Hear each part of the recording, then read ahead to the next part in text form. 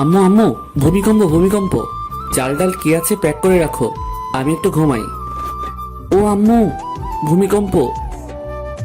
কি? ভূমিকম্প কোথায়? এখনই তো হলো, তুমি কই ছিলা? ওরে বান্দর, ভূমিকম্প আবার কখন হলো? খেয়াল করে দেখো, আবার শুরু হয়েছে। তোর মোবাইলে ভূমিকম্প হচ্ছে। কে করছে দেখো। আমি কেন তোর ফোন রিসিভ করব? এত সাধু সাজতে হবে না, আমি জানি তুমি আমার মোবাইল সবসময় চেক করো। তাহলে আজকে রিসিভ করছো না কেন? ফোন রিসিভ করে কথা বলো, আমি ঘুমাই। সারা জীবন তো ঘুমাইলি, মানুষ তোর হইলি না। আম্মু, আমি কি মানুষ না? তুই দেখতে মানুষের মতো, কিন্তু মানুষ না। ওকে ওকে, বুঝতে পারছি কেন বাস খাচ্ছি। তুমি যাও, ঘুম থেকে উঠতেছি। হাই, আমি বান্দর থুক্কু। বাবা মার দেয়ার নাম আরফিন সুমন, আর সবাই ডাকে Romeo. So I am mister Romeo. আর যার সাথে কথা বলছিলাম উনি আমার আম্মু। সুখের সাগরে ঢেউ খেতে খেতে ঘুমাচ্ছি।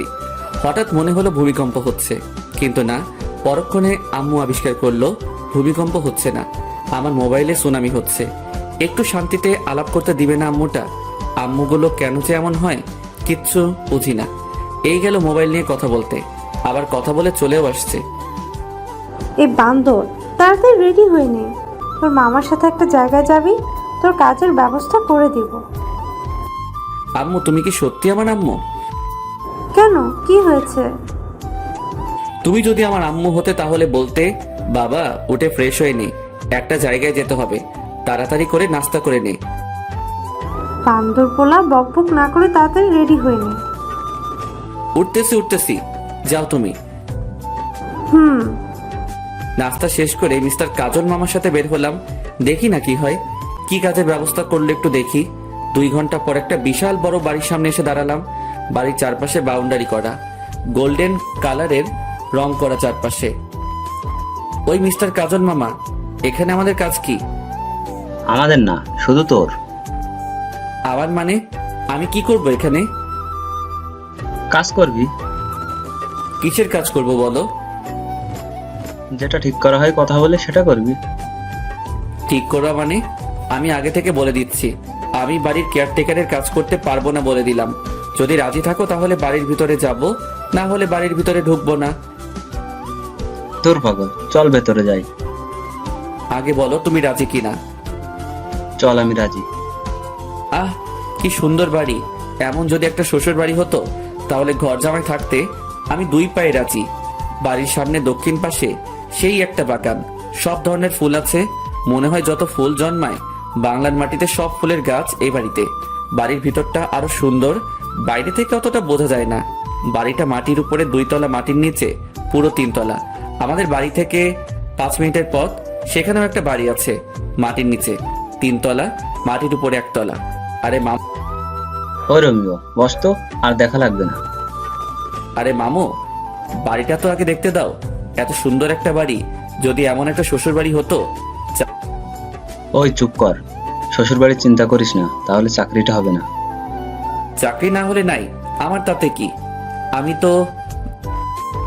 কাজল, কেমন আছো? জি ভালো আছি, আপনার খবর কি? এই তো ভালো। সাথে কি তোমার ভাগ্নে নাকি? জি, ওর কথাই বলেছিলাম আপনাকে। তা বাবা, কেমন আছো? জি আলহামদুলিল্লাহ ভালো। আপনি কেমন আছেন? এই তো ভালো। তা কি নিয়ে মামার সাথে কথা বলছিলা? দেখেন না আঙ্কেল, আমি শুধু বলছি এমন একটা যদি শ্বশুরবাড়ি হতো আমার, তাহলে ঘর জামাই থাকতাম। আর মামা বলে শ্বশুরবাড়ি চিন্তা করলে চাকরি হবে না। বলেন তো আঙ্কেল, আমি কি ভুল বললাম? কাজল, ও তো কিছু ভুল বলে নাই। আমার কেউ বোঝে না। কাজের কথায় আসি, কি বলো? আঙ্কেল, আমার একটা কথা আছে। কি কথা? আমি বাড়ির কেয়ারটেকারের কাজ করতে পারবো না। ওই তুই চুপ করবি? আমি তো চুপ করে আছি। রোমিও, বাবা তুমি কি কি কাজ করতে পারো? যেমন? গাড়ি চালাতে পারো? পারি। বাইক চালাতে? এটা কোনো ব্যাপার? তোমাকে একটা কাজ দিব, করতে পারবে? অবশ্যই পারবো, তবে। আর বলতে হবে না, আমি তোমাকে সে কাজ দিব না। তাহলে রাজি। তোমার কাজ হলো আমার মেয়ের বডিগার্ড হয়ে থাকা, সবসময় ওর পাশে থাকতে হবে, ওর যেন কোনো বিপদ না হয় দেখবা। আপনি চিন্তা করবেন না, আমি সব সামলিয়ে নিতে পারবো। তাহলে বিকেলে চলে এসো, আর আসার সময় কিছু আনতে হবে না, সবকিছুর ব্যবস্থা আমি করে রাখবো। তাহলে এখন আসি আঙ্কেল, ভালো থাকবেন। বিকালে চলে আসবে কিন্তু। আসি। যাক, বাঁচা গেল। শেষ পর্যন্ত বাড়ির কেয়ারটেকার হতে হলো না, বডিগার্ড হলাম একটা মেয়ের। আমাকে বডিগার্ড হিসেবে পছন্দ না করার মতো কিছু নাই। দানবের মতো চেহারা, হ্যান্ডসাম, দেখতে সুন্দর, আর কি চাই বলেন? তবে পড়ালেখায় বাস, কিচ্ছু পারি না, তাই তো সব ছেড়ে দিয়ে বসে আছি। যাই হোক, মামার কারণে একটা কাজের ব্যবস্থা হলো। রমিও শুন, কাজটা ঠিক মতো করিস। আরে মামা, চিন্তা করো না, मैं हूं না। হিন্দি মারিস না, যেটা বলবে সেটা করবি। করব, কিন্তু উনিকে? অনেক বড় ব্যবসায়ী উনি, বেশিরভাগ সময় দেশের বাইরে থাকে, বলতে পারিস সব ব্যবসা দেশের বাইরে। তো এখানে কে কে থাকে? ওনার একমাত্র মেয়ে, ওনার বউ, ওনার ভাই, ভাইয়ের বউ, ছেলে মেয়েরা থাকে। ও, চলো বাড়িতে যাই। বিকেলে কি তুমি আসবে আমার সাথে? না। ওকে, চলো এবার। দুপুরে খেয়ে দিলাম ঘুম। 5টায় আম্মুর ডাকে ঘুম ভাঙলো। তারপর ফ্রেশ হয়ে 2 ঘন্টা পর আমার কর্মস্থলে পৌঁছালাম। বাড়িতে এসে কলিং বেল বাজাতে দরজা খুলে দিল একটা মহিলা। আসসালামু আলাইকুম আন্টি। ওয়ালাইকুম আসসালাম। তুমি মনে হয় রোমিও? জি আন্টি, আমি রোমিও। এসো বাবা, ভিতরে এসো। তুমি বসো, আমি নাস্তা নিয়ে আসি। আন্টি, নাস্তা লাগবে না। কেন বাবা? এটা তোমার নিজের বাড়ি মনে করে থাকবা। পারবো না। আমার মুখে মুখে কথা বলবা না। আমি তোমার মায়ের মতো, আমি যেটা বলবো সেটা করবা। ঠিক আছে। তুমি বসো, আমি আসছি। এই মা, কলিং বেলটা বাজতেছে। এতক্ষণ বাজলে কি অসুবিধা হতো? আন্টি দরজা খুলতো, এখন আমাকে খুলতে হবে। ধুর, দরজা খুলে দেখি একটা ছেলে দাঁড়িয়ে আছে সামনে। ছেলের চোখে তো কাজল থাকার কথা না। এই মা, কানে দেখছি 2টা পিরামিড বসানো। ও মা, ঠোঁট আবার গোলাপি লিপস্টিক, হাতে মেহেদি, মাথায় কিছু ঢুকছে না। এটা কি মেয়ে নাকি ছেলে সেটাই বুঝতে পারছি না। তাই উপর থেকে নিচে একবার চোখ বুলিয়ে নিয়ে শিওর হলাম এটা একটা শার্ট প্যান্ট পরা রমণী। কাকে চাই? বুঝো ঠেলা, একটা লাগিয়ে দিল ঠাস করে। আজব রমণী। দরজা বন্ধ করে পিছনে ঘুরে দেখি আন্টি হাসছেন। আমিও পড়ে গেলাম লজ্জায়। এখনো যার বডিগার্ড হিসেবে আমাকে নিয়োগ দেওয়া হলো তাকে দেখলাম না, অথচ একটা ঠাস করে খেয়ে ফেলছি। আন্টি, আপনি হাসছেন? আমি এখনো তাহারে দেখতে পেলাম না, যাহার জন্য বডিগার্ডের চাকরি পেলাম। এখন যার হাতে একটা খেয়েছো উনি সে। প্রথম দিনে একটা খেয়ে নিলাম, না জানি পরে কি হবে। ওকে কিন্তু তোমার সামলাতে হবে, পারবে তো? এই রোমিও পারে না এমন কোনো কাজ নেই আন্টি। চলো তোমার রুমটা দেখিয়ে দেই। চলেন। আন্টি, একটা কথা বলবো? বলো বাবা। আমাকে অন্য রুম দিলে হয় না? যেমন? বাড়ির কাজের লোকেরা যে নর্মাল রুমে থাকে তেমন রুমে থাকতে দিলে খুশি হতাম। এখানে থাকলে সমস্যা কি? আন্টি, কুকুরের পেটে যেমন ঘি হজম হয় না, আমার কপালেও এমন রুম সহ্য হবে না, তাই নিচে দিলে ভালো হয়। কিন্তু তোমার আঙ্কেল তো বলে গেছে তোমাকে যেন এই রুমে থাকতে দেয়। আমি আঙ্কেলকে বুঝিয়ে বলবো, আপনি অন্য রুমের ব্যবস্থা করেন। ঠিক আছে, তুমি এসো। গরিবের ছেলে হয়ে এত বড় বাড়িতে কাজ করছি, সেটা অনেক বড় কিছু আমার কাছে। যেই রুমে আমাকে থাকতে দিতে বলছে আঙ্কেল, সেই রুমে আমাদের পুরো পরিবার থাকতে পারবে। এত কিছু সহ্য হবে না। বেশি আরামে থাকতে গেলে পরে সবকিছু হারাম হয়ে যাবে। কথায় কথায় আন্টির থেকে নামটাও জেনে নিলাম, সালমা আক্তার জলি। আমাকে যার জন্য নিয়োগ করা হয়েছে তার নাম সালমা আক্তার জলি। অনেক রাগী বদমেজাজি একটা মেয়ে। আন্টি, একটা কথা বলবো? বলো, তবে পরবর্তীতে অনুমতি চাইবে না। আচ্ছা, ওনাকে উপরে দিলেন কেন? নিচে এত সুন্দর রুম থাকতে। ওর জন্য সব জায়গায় একটা করে রুম আছে, যেখানে ইচ্ছে সেখানে থাকে সে। ও, ঘোরাঘুরি করে বাড়িটা দেখতে দেখতে 10টা বেজে গেল। রুমে এসে বিছানায় শরীরটা এলিয়ে দিতেই ঘুম চলে আসলো। সেটা আর বেশিক্ষণ টিকলো না। আন্টি এসে খেতে ডাকলো। খাওয়ার কোনো ইচ্ছা ছিল না। আন্টির জোরাজোরিতে টেবিলে বসতে হলো। সবগুলো অপরিচিত মুখ আমার দিকে তাকিয়ে আছে। আন্টি সবার সাথে পরিচয় করিয়ে দিল। প্রায় 10 মিনিট হলো বসে আছি, এখনো কেউ খাওয়া শুরু করে নাই। সবাই ম্যাডামের জন্য অপেক্ষা করছে, তার আসার নাম নেই। আর এইদিকে এই কানন মেয়েটি আমার দিকে তাকিয়ে আছে, অস্বস্তি লাগছে। এই মাইয়া কি কোনোদিন ছেলে দেখে নাই? হা করে তাকিয়ে আছে। না, আর না, কিছু একটা করতে হবে। এই যে হা করে আছেন কেন? মশা ঢুকবে। হা হা হা, রোমিও ভাই ঠিকই বলেছেন। রোমিও ভাই বলবেন না, ভাইটা বাদ দেন।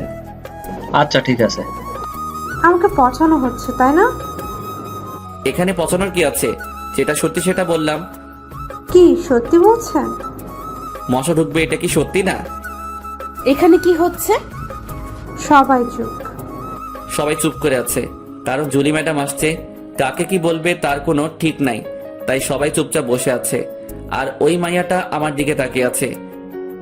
মা, এই ছেলেটা এখানে কেন? ও রোমিও, আজ থেকে এখানে থাকবে। তোর জন্য তোর নিয়োগ করা হয়েছে। আমার জন্য মানে?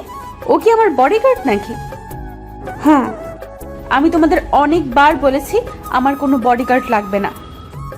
ও সবার সাথে এখানে কেন? ও আমাদের সাথে একসাথে খাবে প্রতিদিন। এটা আমার শেষ কথা।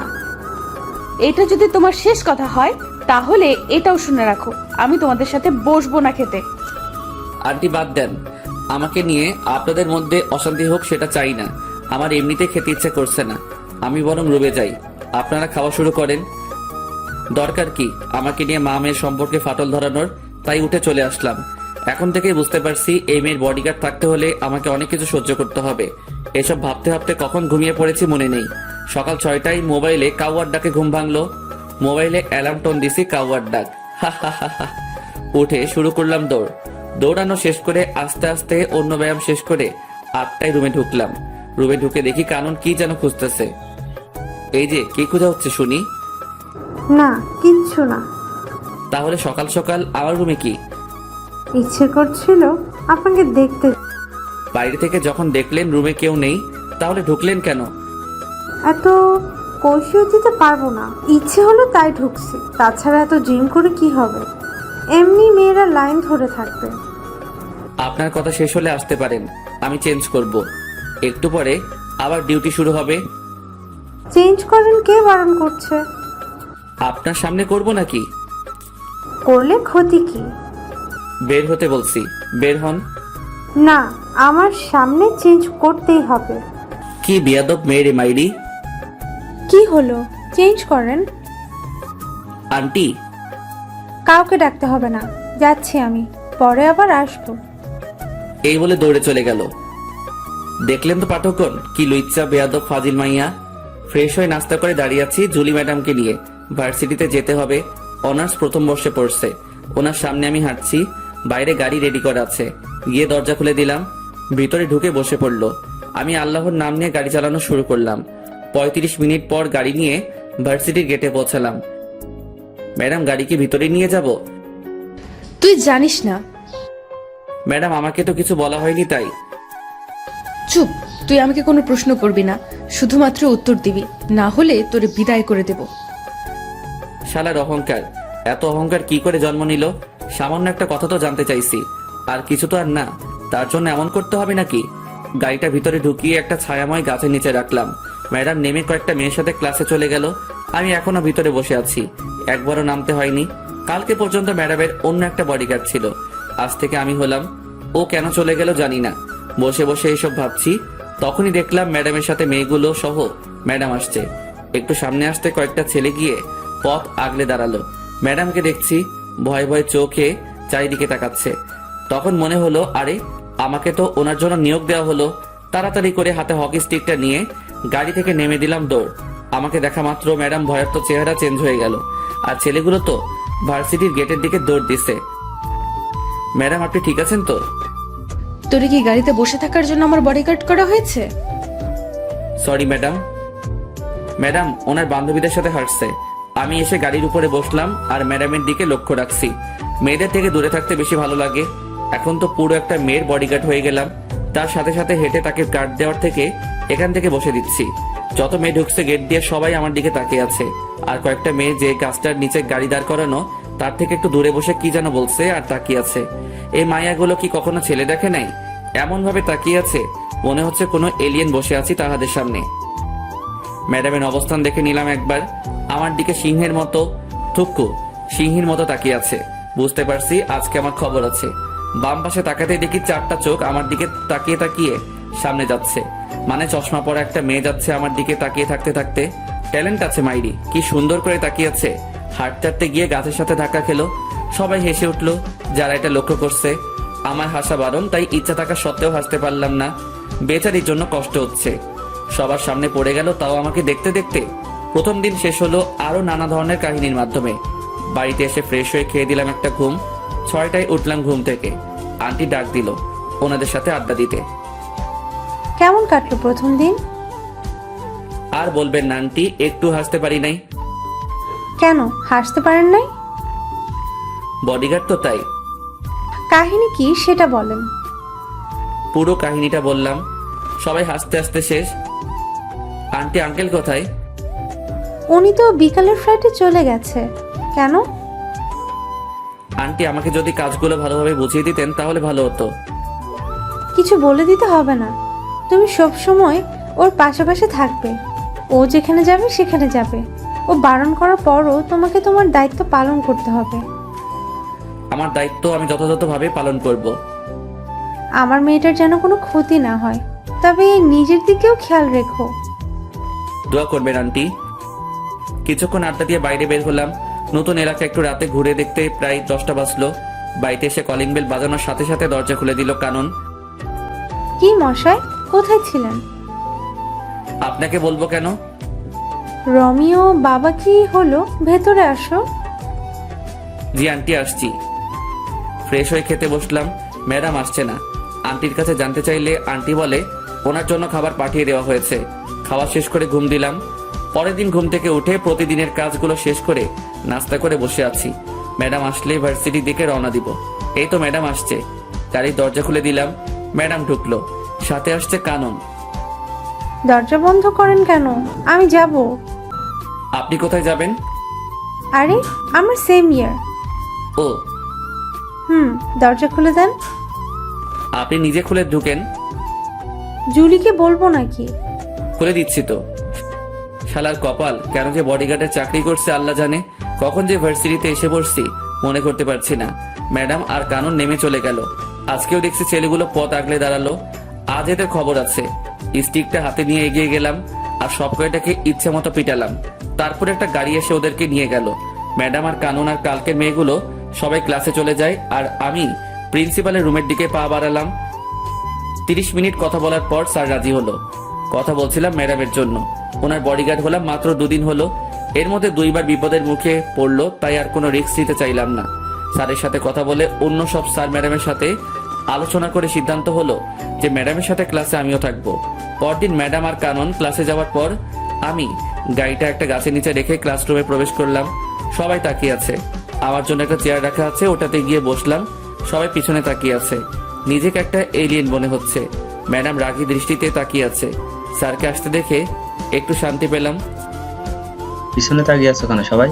ও জুলি আর কাননের বডিগার্ড, কোনো এলিয়ান না। আহ, স্যার আমার মুখের কথাটি বলে দিল। সবাই ক্লাস করছে। আমি সবাইকে তাকিয়ে তাকিয়ে দেখছি। দেখি কানন আমার দিকে বারবার তাকাচ্ছে।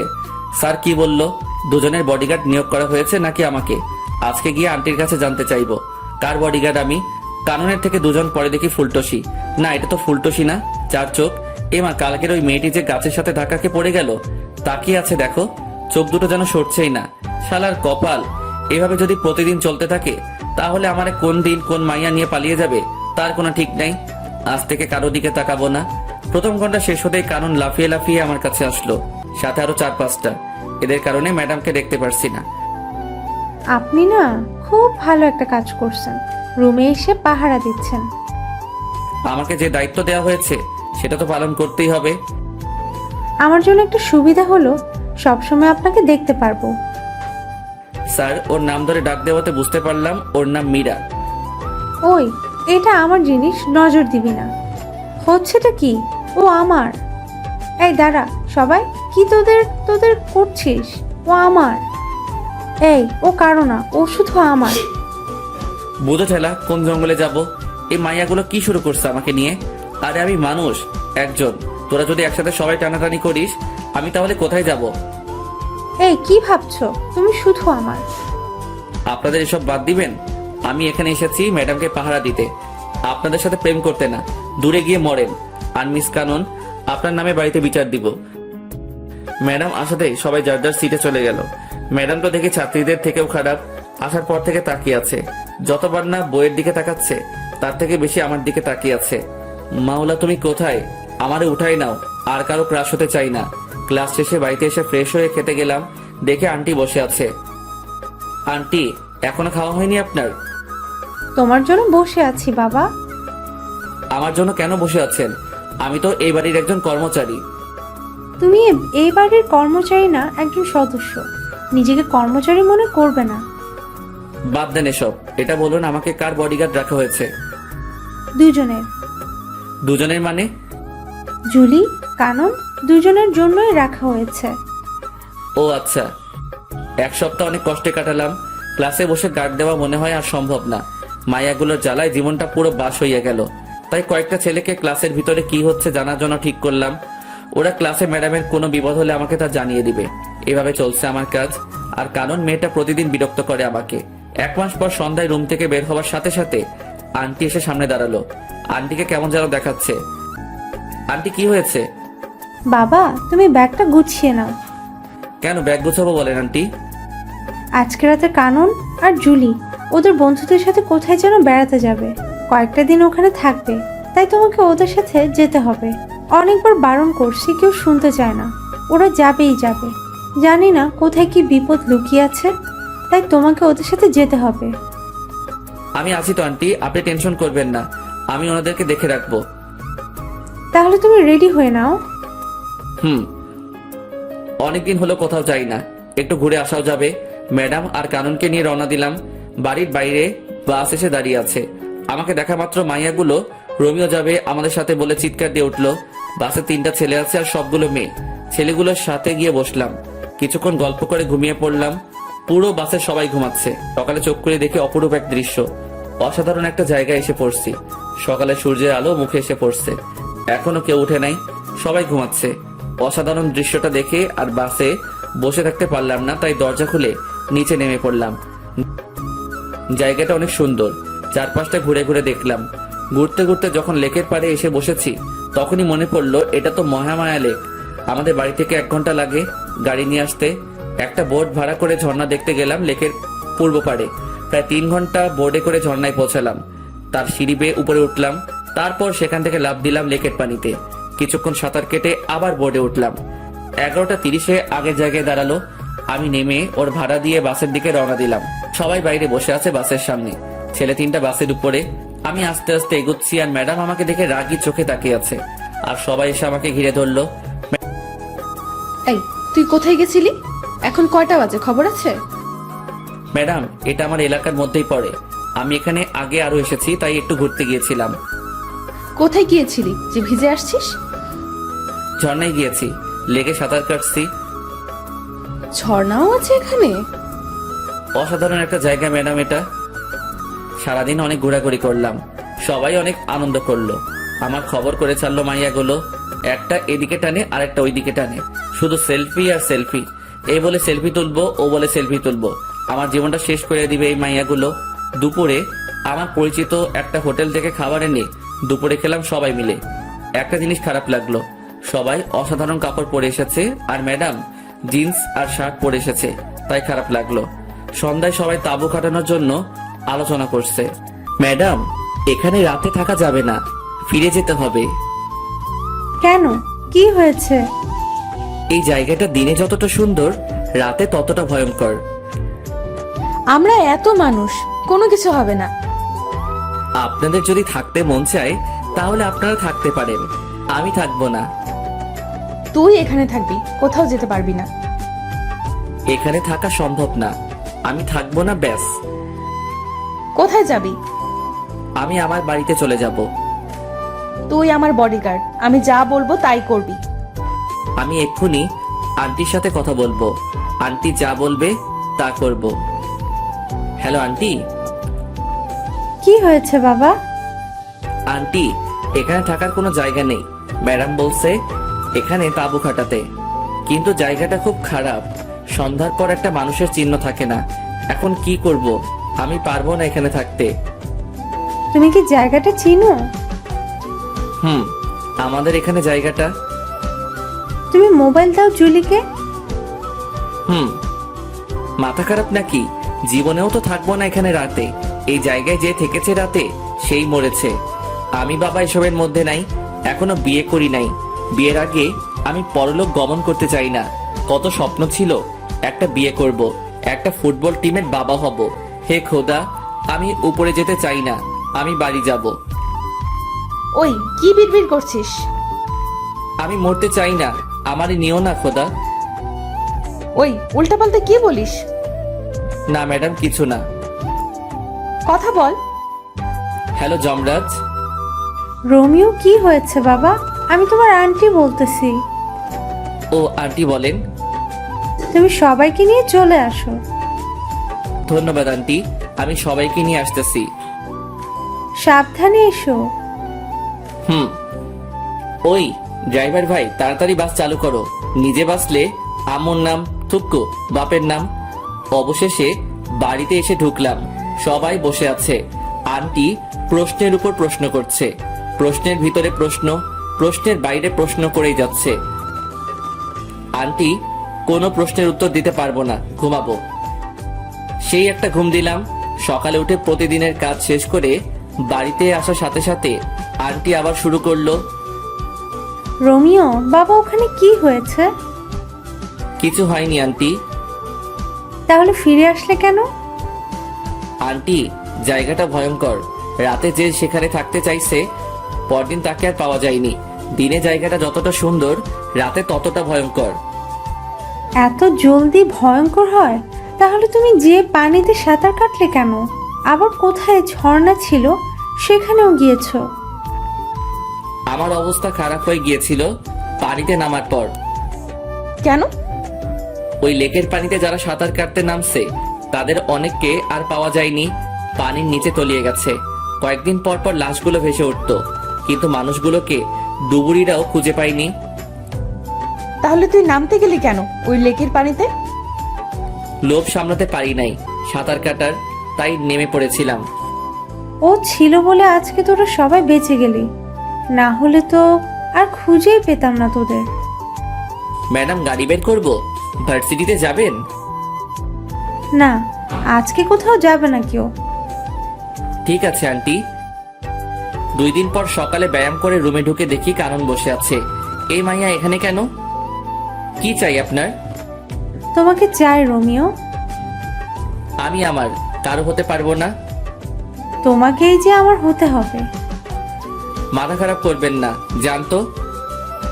রিলেশন শুরু হওয়ার আগে জান বলে ডাকছো? এত বেশি বুঝেন কেন? আপনাকে যেতে বলছে এখান থেকে। আমি যাব না। কি করবা? বাইরে যাবেন নাকি আপনার আম্মুকে ডাকবো? ডাকো। আপনার আম্মুকে কি বলে ডাকবো বলেন তো? আমি তো জানি না। জানো না কেন? বিয়ে করি নাই তো, তাই সম্পর্কের প্যাচগুলো বুঝি না। বিয়ে করে ফেলো। বিয়ের কথা পরে আসবে, আগে বলেন আপনার আম্মুকে কি বলে ডাকবো? শাশুড়ি মা বলে ডাকবে। তাহলে ডাকি। হুম। শাশুড়ি মা। আরে আরে, কি করো? আন্টি বলে ডাকবা।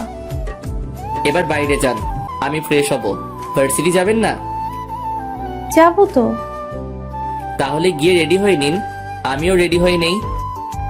আমি এখানে থাকবো। আরে, আপনি যাবেন নাকি আন্টিকে ডাকবো? ডাকো, দেখি পারো কিনা। আন্টি।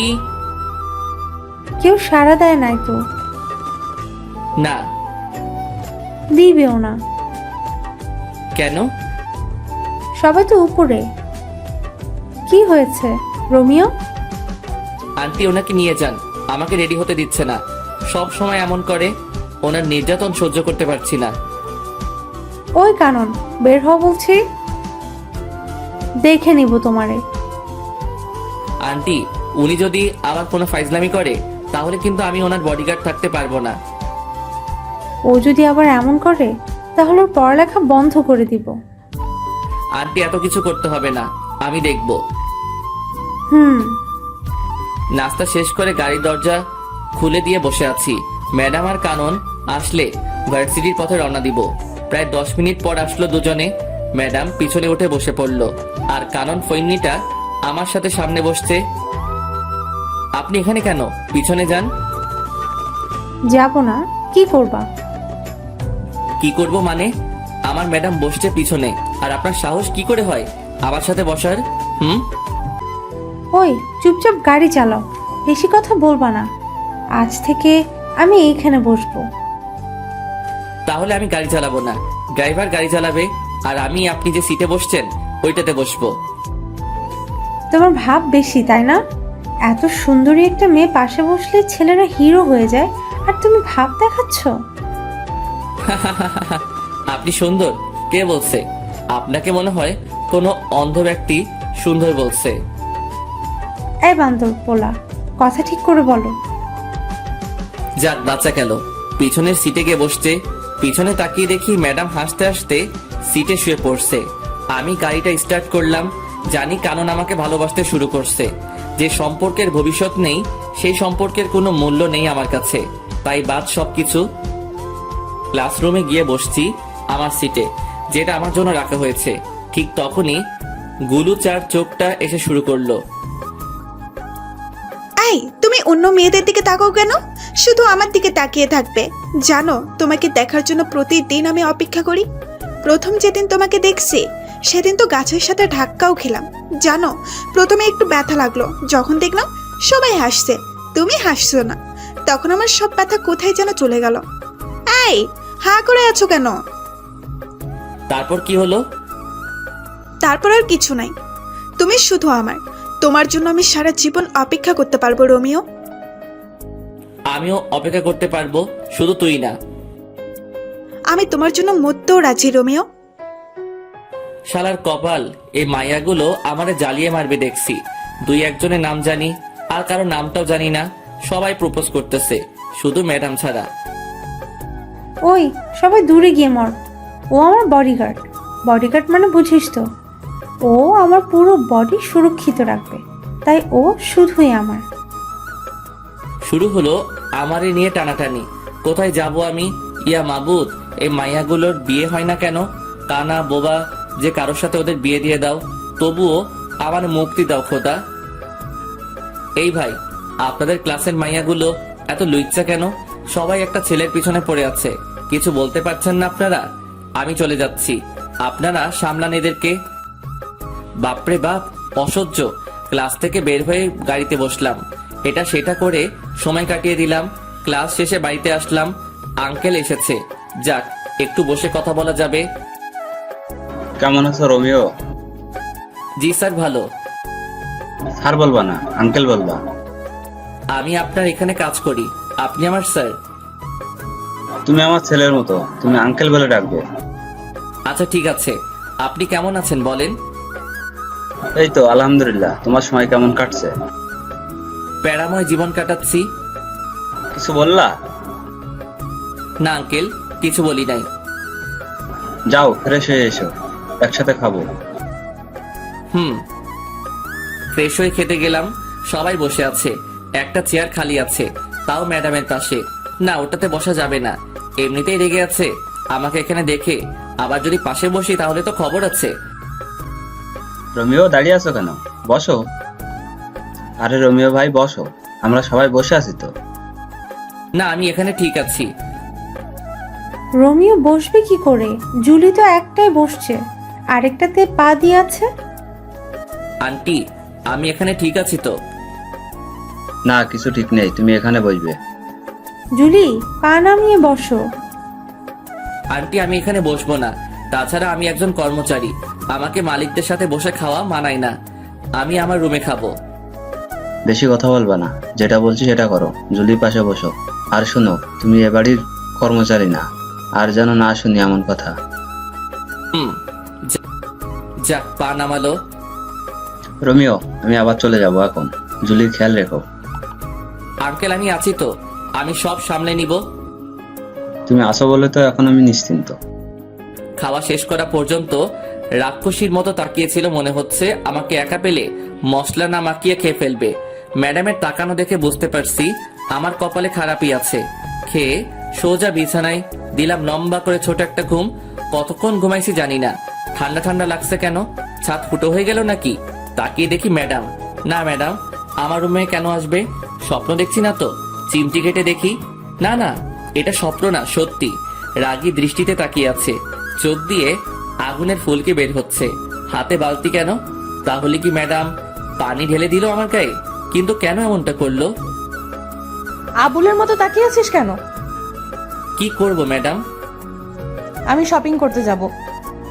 তো আমি কি করব? কি করবি মানে? তোরে কেন রাখা হয়েছে জানিস না? সরি ম্যাডাম, আমি ফ্রেশ হয়ে আসছি, 2 মিনিট সময় দেন। 2 মিনিট থেকে 1 সেকেন্ড লেট করলে দেখবি তোরে কি করি। শালার কি কপাল, ঘুমানোর অপরাধেও থাপ্পড় খাচ্ছি। তাড়াতাড়ি করে ফ্রেশ হয়ে এসে রেডি হলাম। রুম থেকে বের হয়ে দেখি ম্যাডাম সোফায় বসে আছে। ম্যাডাম চলুন। 12 সেকেন্ড লেট করে এসেছিস। Sorry madam. 12 সেকেন্ড লেট করে 12টা থাপ্পড় খেতে হলো। হয়তো দুপুরে ওনার পাশে বসে খেয়েছি বলে ভালোই শাস্তি দিচ্ছে। কোনোদিন ভুলেও আর টেবিলে বসে খাবো না। 4:30টায় বের হয়েছি আর এখন বাজে 7টা। ম্যাডামের পিছন পিছন হাঁটতেছি, একবার এই দোকানে আরেকবার ওই দোকানে ঢুকতেছে। এখনো একটা কিছুই নিল না। কেউ একজনকে দেখলাম, কে হতে পারে? এই তো আবার দেখলাম লুকিয়ে গেছে ওই দাঁড়িয়ে থাকা পুতুলের পাশে। ওকে ধরতে গিয়ে পিছনে তাকিয়ে দেখি ম্যাডামকে মারতে আসছে। পিছন থেকে ছুরি নিয়ে কোনো মতে দৌড়ে গিয়ে ম্যাডামকে হালকা ধাক্কা দিয়ে সরিয়ে নিলাম। কোপটা আমার ডান হাতে লাগলো। সে অবস্থায় ম্যাডামকে নিয়ে দৌড়াচ্ছি। শপিং মলের অনেক ভিতরে চলে গিয়েছিল, তাই গাড়ির কাছে যেতে সময় লাগছে। বাম হাতে ম্যাডামকে শক্ত করে ধরে রেখে দৌড়াচ্ছি। ম্যাডাম চিৎকার করে উঠছে। তাকিয়ে দেখি ম্যাডামকে ছুরি মেরে দিচ্ছে। টেনে সামনে নিয়ে আসলাম। ছুরিটা আমার বাম হাতে ঢুকে গেছে। সামনে মানুষের ভিড়ে যেতে একটু কষ্ট হচ্ছিল। তখন পিছন থেকে একটা কোপ খেলাম। আর একটু এগিয়ে যাওয়ার পর ম্যাডাম পড়ে গেল। টেনে তুলে দেখি দাঁড়াতে পারছে না, তাই কোলে তুলে নিয়ে দৌড় শুরু করলাম।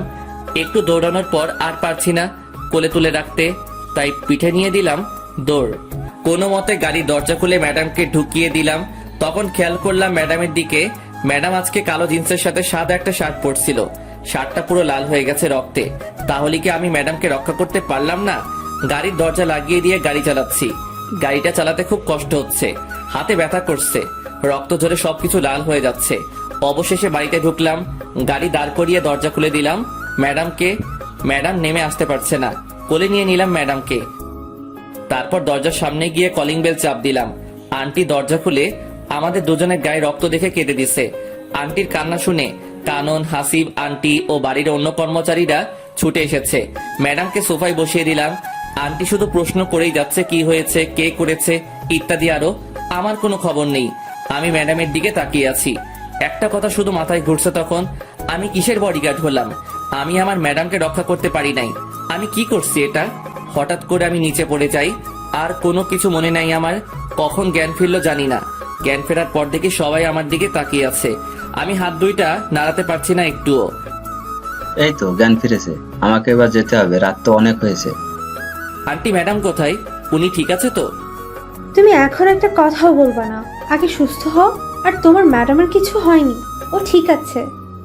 রোমিও কি হয়েছিল? তুই যা তো, ও কি এখন কথা বলার মতো অবস্থায় আছে? কানন যা তো, ওর জন্য স্যুপ নিয়ে আয়। যাচ্ছি। আন্টি আম্মু আব্বু কি কিছু জানে? না, এখনো জানাইনি। তোমার আঙ্কেলকেও জানাইনি। তুমি বললে জানাবো। না, জানানোর দরকার নাই। তুমি সুস্থ হও, তারপর জানাবো। না, কোনোদিন জানাবেন না। আচ্ছা ঠিক আছে, জানাবো না। জেঠিমা স্যুপ নাও। আন্টি ম্যাডাম কেমন আছে? ম্যাডামের কি হয়েছে? ম্যাডাম ঠিক আছে তো? আরে বাবা, তোমার ম্যাডাম ঠিক আছে। আমি ম্যাডামের গায়ে রক্ত দেখছি। বলেন ম্যাডামের কি হয়েছে? কিছু হয়নি তো, পায়ে একটু ব্যথা পেয়েছিল। আর এতক্ষণ তো এখানে ছিল জুলি। তোমার জ্ঞান ফেরার আগে ঘুমাতে গেল। এবার স্যুপটা খেয়ে নাও। আমি স্যুপ তো খাই না আন্টি। না খেলে তোমাকে ওষুধ খাওয়াবো কি করে? ওষুধ খাবো না। খাবে না মানে কি? তোমাকে খেতে হবে। আমি স্যুপ খাই না। খাও না তো কি হয়েছে, এখন থেকে খেতে হবে। তাহলে ওকে খাওয়াবো কি করে? জেঠিমা, ও একপাশে মুখ করে শুয়ে আছে, মাথাটা হালকা উঁচু করে খাইয়ে দাও। ঠিক আছে। আমি কিন্তু খাবো না আন্টি। চুপ, বেশি কথা বলবা না। আন্টি ওষুধ খাইয়ে চলে গেল। আমি এক পাশে মুখ করে শুয়ে আছি, ভালো করে ঘুমাতেও পারছি না। চিত হয়ে শুতে গেলে পিঠের সেলাই খুলে যেতে পারে। কখন ঘুমিয়ে পড়ছি নিজেও জানি না।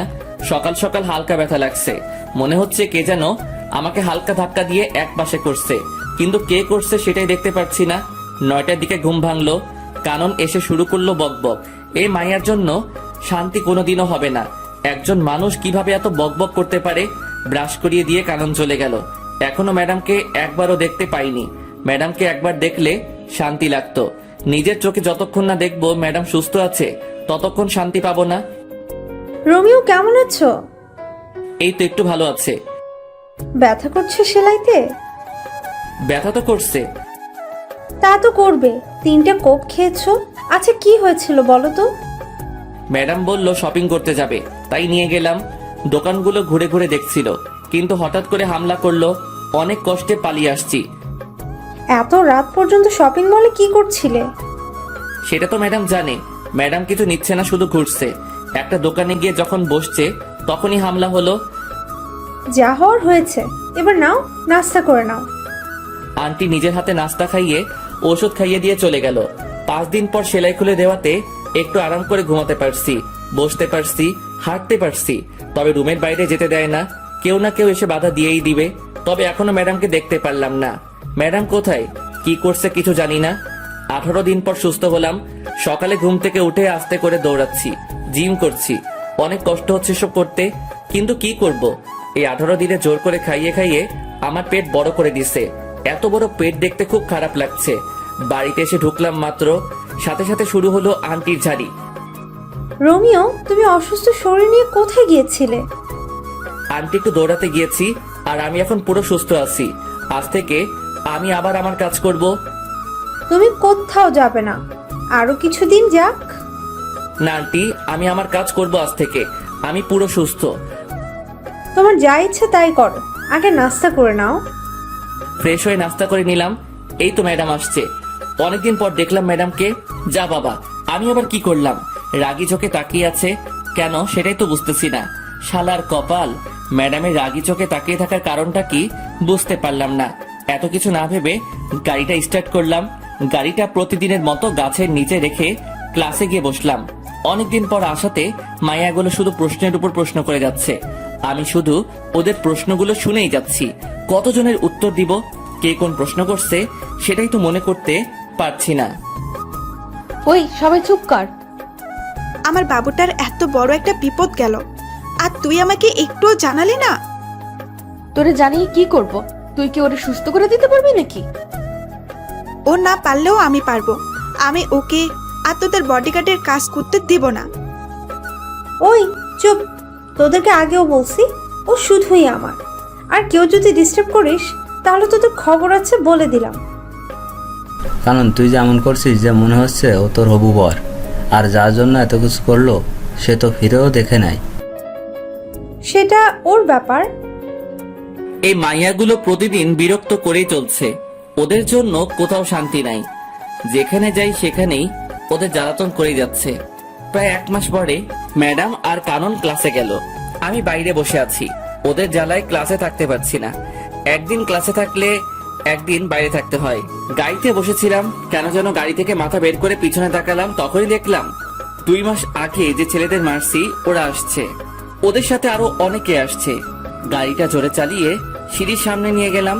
দরজা খুলে রেখে তাড়াতাড়ি দৌড়ে একতলায় ম্যাডামদের রুমে গেলাম। সবাই আমাকে দেখে তাকিয়ে আছে। দৌড়ে আসাতে হাঁপাচ্ছি তাই। কি হয়েছে রোমিও, এমন করছো কেন? তাড়াতাড়ি চলেন। আরে কোথাও যাব সেটা তো বলবে। এত সময় হাতে নেই। ম্যাডাম আর কারণের হাত ধরে দৌড় দিলাম। ওদেরকে উপরে আসতে দেখে অন্যদিকে গিয়ে অন্য সিঁড়ি দিয়ে নেমে পড়লাম। তারপর গাড়িটা চালানো শুরু করলাম। ওরাও গাড়ি নিয়ে তাড়া করলো, কিন্তু ধরতে পারে নাই। তাই এবার আর কোনো বিপদ হলো না। ওরার উপর কেন এত হামলা হচ্ছে সেটাই বুঝতে পারছি না। কি চাই ওরা, কিছুই তো বুঝলাম না। বাড়িতে এসে দেখি আঙ্কেল এসেছে। আসসালামু আলাইকুম আঙ্কেল। ওয়ালাইকুম আসসালাম। বাবা কেমন আছো? এই তো আঙ্কেল, আপনাদের দোয়ায় ভালো আছি। আপনি কেমন আছেন? আমিও ভালো আছি। তা তোমার কাজ কাম কেমন চলছে? জি ভালো। ভালোভাবে করো আর নিজের খেয়াল রেখো। আঙ্কেল একটা কথা বলার ছিল। কি বলবা বলো। না আঙ্কেল কিছু না। কে হামলা করে ম্যাডামের উপর সেটা জানতে চাইছিলাম। এটা জানতে চেয়ে যদি পরে কিছুদিন আগে ঘটে যাওয়া বিষয়টা যদি সামনে চলে আসে, থাক বাবা, কেঁচো খুঁজতে গিয়ে সাপ বের করার কোনো ইচ্ছে নেই। রোমিও কি ভাবছো? কিছু না আঙ্কেল। তোমার দুই হাতে কাটার দাগ কেন? আগে তো কোনোদিন দেখি নাই। আঙ্কেল তেমন কিছু না, পড়ে গিয়ে কেটে গেছে। তুমি কি আমাকে বোকা পাইছো? আমি দেখেছি অনেকটা কেটেছে। এটা পড়ে গিয়ে হয়নি। কি হয়েছে বলো তো। আঙ্কেল কিছু না, ফ্রেশ হয়ে আসি আমি। সত্যি করে বলো কি হয়েছে। আমি বলছি কি হয়েছে। Aunty please. রোমিও চুপ করো, আমাকে আজকে বলতে হবে। আন্টি কোনো কথা বলবা না রোমিও, আমাকে বলতে দাও। আর আজকেও যে হামলা করতে চেয়েছিল, রোমিওর জন্য পারে নাই। ও দুজনকে নিয়ে পালিয়ে আসছে। আন্টি সবটাই যখন বলে দিলেন তাহলে এটা বলেন এসবের পিছনে কে আছে। বাবা, আমাদের চারিদিকে অনেক শত্রু, ওরা এসব করেছে। আঙ্কেল আমি ফ্রেশ হয়ে আসি। যাও, আমি অপেক্ষা করছি। আঙ্কেল আপনারা খেয়ে নিন, আমি খাবো না। কেন বাবা? আমার খেতে ইচ্ছে করছে না, আমি ঘুমাবো একটু। আপনারা খেয়ে নিন। কি আর করা, তবে রাতে একসাথে খাবো। সেটা তখন দেখা যাবে। রুমে এসে ফ্রেশ হয়ে দিলাম সেই একটা ঘুম। 6টার সময় ঘুম থেকে উঠে ফ্রেশ হয়ে একটু ঘোরাঘুরি করে বাসায় আসলাম। রোমিও এখানে এসো, একটু আড্ডা দিব। আঙ্কেল আমি এখানে ঠিক আছি তো। আরে এসো তো। বসো, একটা কথা বলছি শোনো। আমি জুলির বিয়ে দিয়ে দেবো। আঙ্কেল এটা কি বলেন? ম্যাডামের তো এখনো পড়ালেখা শেষ হয়নি, এখন বিয়ে দিয়ে দিলে ওনার ক্যারিয়ারের কি হবে? ক্যারিয়ার পরে, আগে আমি আমার মেয়ের জন্য সুরক্ষা চাই। আমি আমার এক বন্ধুর ছেলের সাথে ওর বিয়ে ঠিক করেছি। ও আমেরিকাতে থাকে। বিয়ের পরে জুলিকে নিয়ে যাবে আমেরিকায়। ওখানে আমার মেয়ে সুরক্ষিত থাকবে। ওরা কি জুলিকে বিয়ের পরে পড়াবে? সেটা ওদের ব্যাপার। আমি এই মাসের মধ্যেই বিয়ে দিয়ে দেবো জুলির। তুমি যা ভালো বুঝবে তাই করো। যাক বাবা, আমাকে আর বডিগার্ডের চাকরি করতে হবে না। ম্যাডামের বিয়ে হয়ে গেলে বাড়িতে গিয়ে নাকে তেল দিয়ে ঘুমাবো। রোমিও আসবো? এসে তো পড়েছেন, আবার আসবো বলার দরকার কি? আমাদের তো লাইন পরিষ্কার হয়ে গেল। কিসের লাইন? জুলির পরে তো আমার সিরিয়াল, তাই বলছি আমাদের লাইন পরিষ্কার হয়ে গেল। ম্যাডামের পরে আপনার সিরিয়াল ঠিক আছে, তাতে আমাদের লাইন পরিষ্কার হবে কেন? আমাদের লাইন পরিষ্কার হবে না কেন? আমি তো তোমাকে ছাড়া অন্য কাউকে বিয়ে করব না। কি? শোনো নাই, আবার বলছি, আমি তোমাকে বিয়ে করব। জীবনেও না। কেন করব না? আমার কোন দিক দিয়ে কমতি আছে? আমি আপনাকে কেন বিয়ে করতে যাব? তাছাড়া আপনার মতো পেতনিকে বিয়ে করার কথা তো ভাবতেও পারি না। ওই রোমিও, আমি পেতনি? না, পেতনি রানী। তোরে আমি দেখে নিব রোমিও। ভাগেন তো। দাঁড়া, তোর খবর আছে। এটার খবর? কোন চ্যানেল? সংবাদ পড়বে কে? রিপোর্টার কে? ক্যামেরাম্যান কে? বিরক্তিকর ছেলে একটা। রাগে হন হন করে চলে গেল কানন। একটু লজ্জাও নাই মাইয়ার, এসে বিয়ের প্রস্তাব দিচ্ছে। আমি জীবনেও তো এই মাইয়ারে বিয়ে করব না। আমি গরিবের সন্তান, গরিবের কোনো মেয়েকে বিয়ে করব সেটাই ভালো আমার জন্য। আমি বাবা এসব বড় লোকের মেয়ের পিছনে নেই, এমনিতে বিন্দাস আছি। রাতে আঙ্কেল এসে ডেকে গেল খেতে, ইচ্ছে না থাকা সত্ত্বেও যেতে হলো। গিয়ে দেখি সবাই আমার জন্য বসে আছে, ম্যাডামকেও দেখতেছি। ওই দিন একসাথে বসে খাবার খাওয়ার অপরাধে ঘুমাতে দিল না, সাথে 12টা থাপ্পড় দিল। ভুলেও তো সবার সাথে বসে খাবো না, এমনিতে প্রতিদিন সবার সাথে খেতে হয়। আঙ্কেল থাকে না আর ম্যাডাম নিচে আসবে না, তাই ম্যাডামের জন্য খাবার পাঠিয়ে দেওয়া হতো উপরে। রোমিও কি ভাবছো? বসো। না আঙ্কেল আমি ঠিক আছি। ঠিক আছো মানে কি? বসতে বলছি বসো। আঙ্কেল আমি বসবো না, আমার খাবারটা আমাকে দিয়ে দিন, আমি সোফায় বসে খেয়ে নেই। আমাদের সাথে বসতে কোনো সমস্যা? আঙ্কেল সমস্যা কিছু না, এমনিতেই ইচ্ছে করছে না। আচ্ছা ঠিক আছে, তুমি সোফায় বসো। একটু পরে রোমিও, জুলির বিয়ের সবকিছুর দায়িত্ব কিন্তু তোমার। আঙ্কেল আমার মনে হয় না আমি পারবো কিছু করতে, আমাকে ছেড়ে দিন। রোমিও, তুমি পারবে। আমাদের বিশ্বাস তুমি সবটা সামলে নিতে পারবে। আমার কিন্তু তা মনে হয় না আন্টি, আমাকে মাফ করবেন। কোনো কথা শুনতে চায় না, তোমাকে সবকিছু করতে হবে। যদি কোনো কিছু ভুল হয় তখন কিন্তু আমি দায়ী না। ঠিক আছে। তাহলে দায়িত্ব নিয়ে নিলাম, তবে একটা শর্ত আছে। আবার কি শর্ত? ম্যাডামের বিয়ের পর কিন্তু আমি চলে যাব। ম্যাডামের বিয়ে হয়ে গেলে তো আমার আর কোনো কাজ নেই এখানে। সেটা তখন দেখা যাবে। কিন্তু বিয়েটা কবে আঙ্কেল? সোমবার। হাতে মাত্র সময় 2 দিন। 2 দিনে এত কিছু করব কি করে? তোমার যেভাবে ইচ্ছা সেভাবে করবে। যত টাকা লাগবে আমি দেব, তুমি শুধু আয়োজন করো। চেষ্টা করব। কথা বলতে বলতে খাওয়া শেষ করে ম্যাডামের দিকে তাকিয়ে দেখি চোখ দুটি বড় বড় করে তাকিয়ে আছে। হাতের কাছে পেলে আমাকে মনে হয় কাঁচা খেয়ে ফেলবে। কি মেয়ে রে বাবা, বিয়ে কি আমি ঠিক করছি নাকি? আমি কি বলছি আঙ্কেলকে যে ম্যাডামকে বিয়ে দিয়ে দিতে? এসব তো ম্যাডামের বাবা মানে আঙ্কেল করছে ম্যাডামের জন্য। তাহলে উনি কেন এমন সিংহীর মতো তাকিয়ে আছে? বিয়ে করার ইচ্ছা না থাকলে বলে দিতে পারছে না? ওইদিকে তাকিয়ে দেখি কানন চোখ দাঁত কেলাচ্ছে। এই মাইয়ার কোনো কিছুই মাথায় ঢুকে না, বড়ই আজীব এক জন্তু। যতটুকু পেরেছি ততটুকু করছি, এর বাইরে কিছু করা সম্ভব না। এত কম সময়ের মধ্যে যে এত কিছু করতে পেরেছি সেটাই বা কম কিসের? যাক, আর বডিগার্ডের কাজ করতে হবে না। আজকে গায়ে হলুদ, কালকে ম্যাডামের বিয়ে। কি আনন্দ আকাশে বাতাসে। আর পারি না, ম্যাডামকে হলুদ লাগাতে ব্যস্ত সবাই, আর আমি আমার কাজ নিয়ে আছি। কিছুক্ষণ পর কানন সহ একদল রমণী আমার দিকে সারের মতো তেড়ে আসছে। প্রথমে মনে হলো এমনি হলুদ ছোঁয়াছুঁই করার জন্য দৌড়াচ্ছে। পরক্ষণে খেয়াল করে দেখলাম রমণীদের নজর খারাপ, সবার নজর আমার উপর। তার মানে ওরা আমাকে হলুদ লাগাতে আসছে। দৌড়া রোমিও দৌড়া। দৌড়াতে দৌড়াতে গিয়ে খাটের নিচে লুকালাম, তবু বাঁচতে পারলাম না। আন্টি আমাকে লুকাতে দেখে গিয়েছে। কানন জানতে চাওয়ার সাথে সাথে বলে দিছে। হলুদের অনুষ্ঠান শেষ হয়ে যাওয়ার পর গিয়ে শুয়ে পড়লাম। আজকের থেকে কালকে কাজের চাপটা একটু বেশি, একটু না অনেক বেশি থাকবে। ঘুম থেকে উঠে ফ্রেশ হয়ে নাস্তা করে কাজের তদারকি শুরু করতে হলো। এদিকে কাজের তদারকি করছি, আবার ম্যাডামের বডিগার্ডের কাজও করছি। বলা যায় না কখন কে অ্যাটাক করতে পারে। দেখতে দেখতে 2টা বাজলো। বর আসার কোনো খবরই নেই। আঙ্কেল ফোন দিয়ে যাচ্ছে 2টার পর থেকে, কিন্তু কেউ ফোন তুলছে না।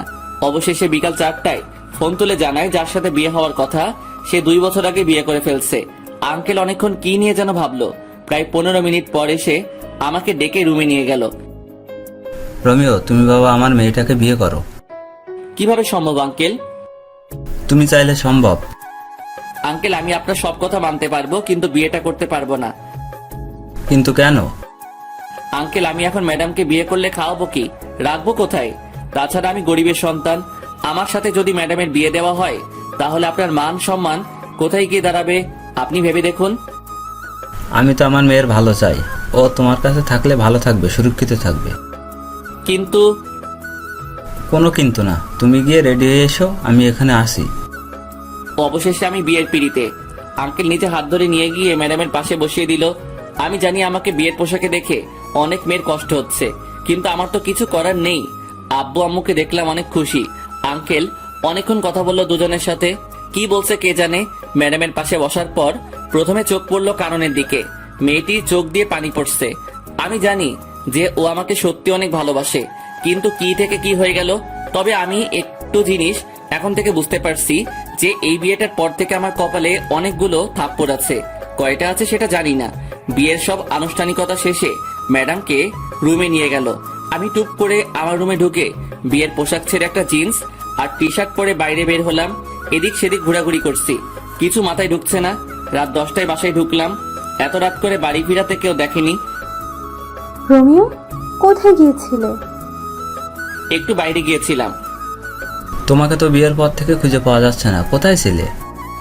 ভালো লাগছে না তাই একটু বাইরে বের হয়েছিলাম। বুঝলাম। এখন খেতে আসো। জি ম্যাডাম। খাবেন আন্টি? জুলি, এখন থেকে তোমার বউ ম্যাডাম না, ঠিক আছে? আর আমরা দুজনকে তুমি মা বাবা বলে ডাকবে। আগে ম্যাডাম আমাকে মেনে নিক, তারপর ভেবে দেখব। তাও ঠিক বলছো, এখন খেয়ে নাও।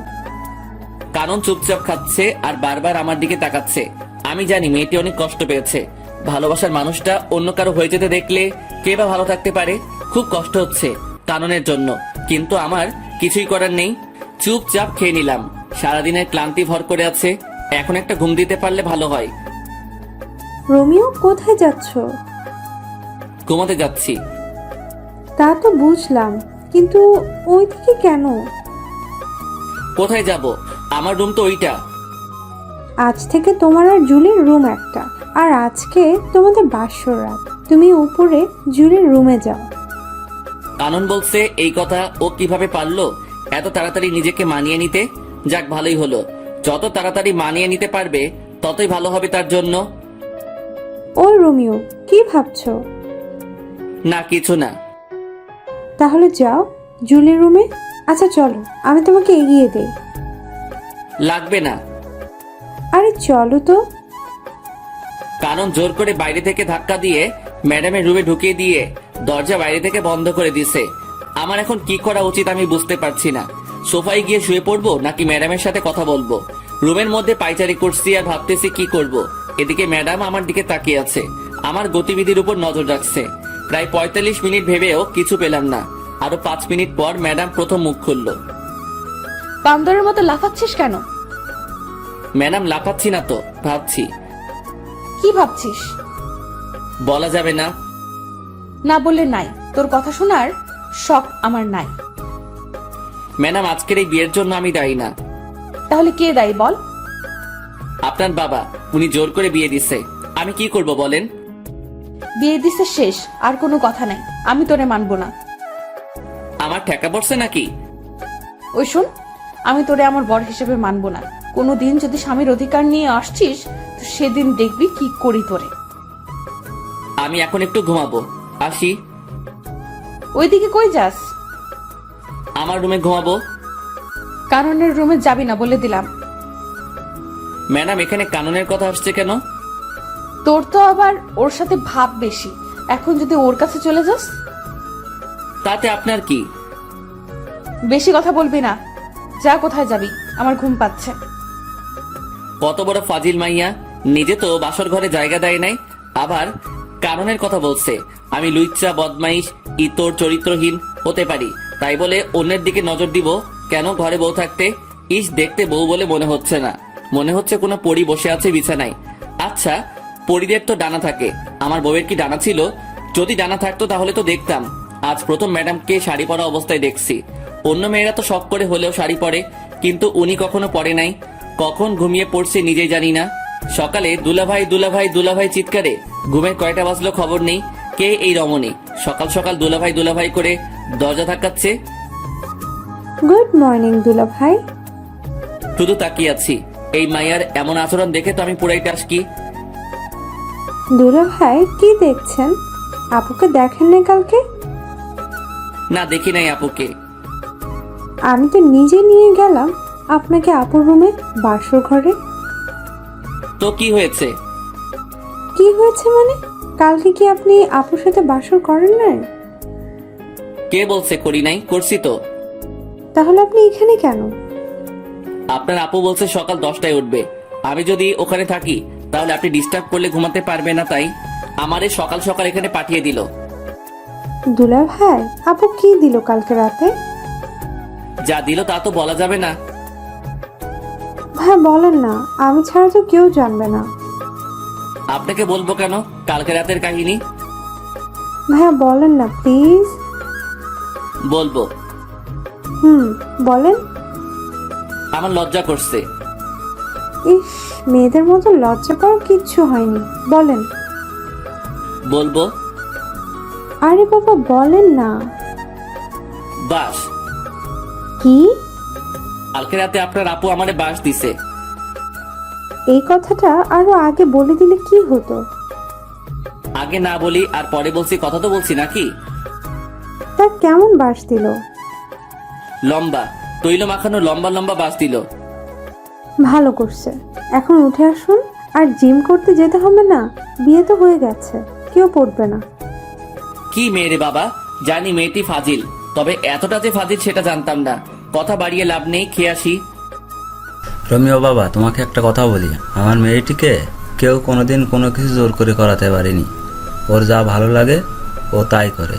আমি জানি না ও এই বিয়েটা মেনে নিয়েছে কিনা, তবে তুমি এতদিন যেভাবে ওর পাশে ছিলে সারা জীবন সেভাবে থাকবে। আঙ্কেল আপনি চিন্তা করবেন না, আমি আছি তো। আমি বিকেলে ফ্লাইটে চলে যাচ্ছি, আর বিকেলে তোমরা ঢাকা দিকে রওনা হবে। কেন আঙ্কেল? আমার একটা বাড়ি আছে ওখানে, সেখানে তোমরা দুজনে থাকবে আজ থেকে। কিন্তু কোনো কিন্তু না, যেটা বলছি সেটা করবে। আচ্ছা ঠিক আছে।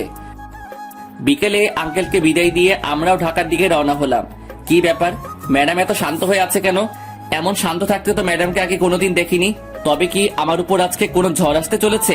গাড়িতে উঠে ড্রাইভারের পাশে সিটে গিয়ে বসে পড়লাম, আর ম্যাডাম পিছনে গিয়ে বসলো। আঙ্কেলকে বারবার বারণ করার পরও ড্রাইভার দিয়ে দিল সাথে। 9 ঘন্টা পর আমরা ঢাকার বাড়িতে পৌঁছালাম। রাত 12টায় গিয়ে বাসায় ঢুকলাম।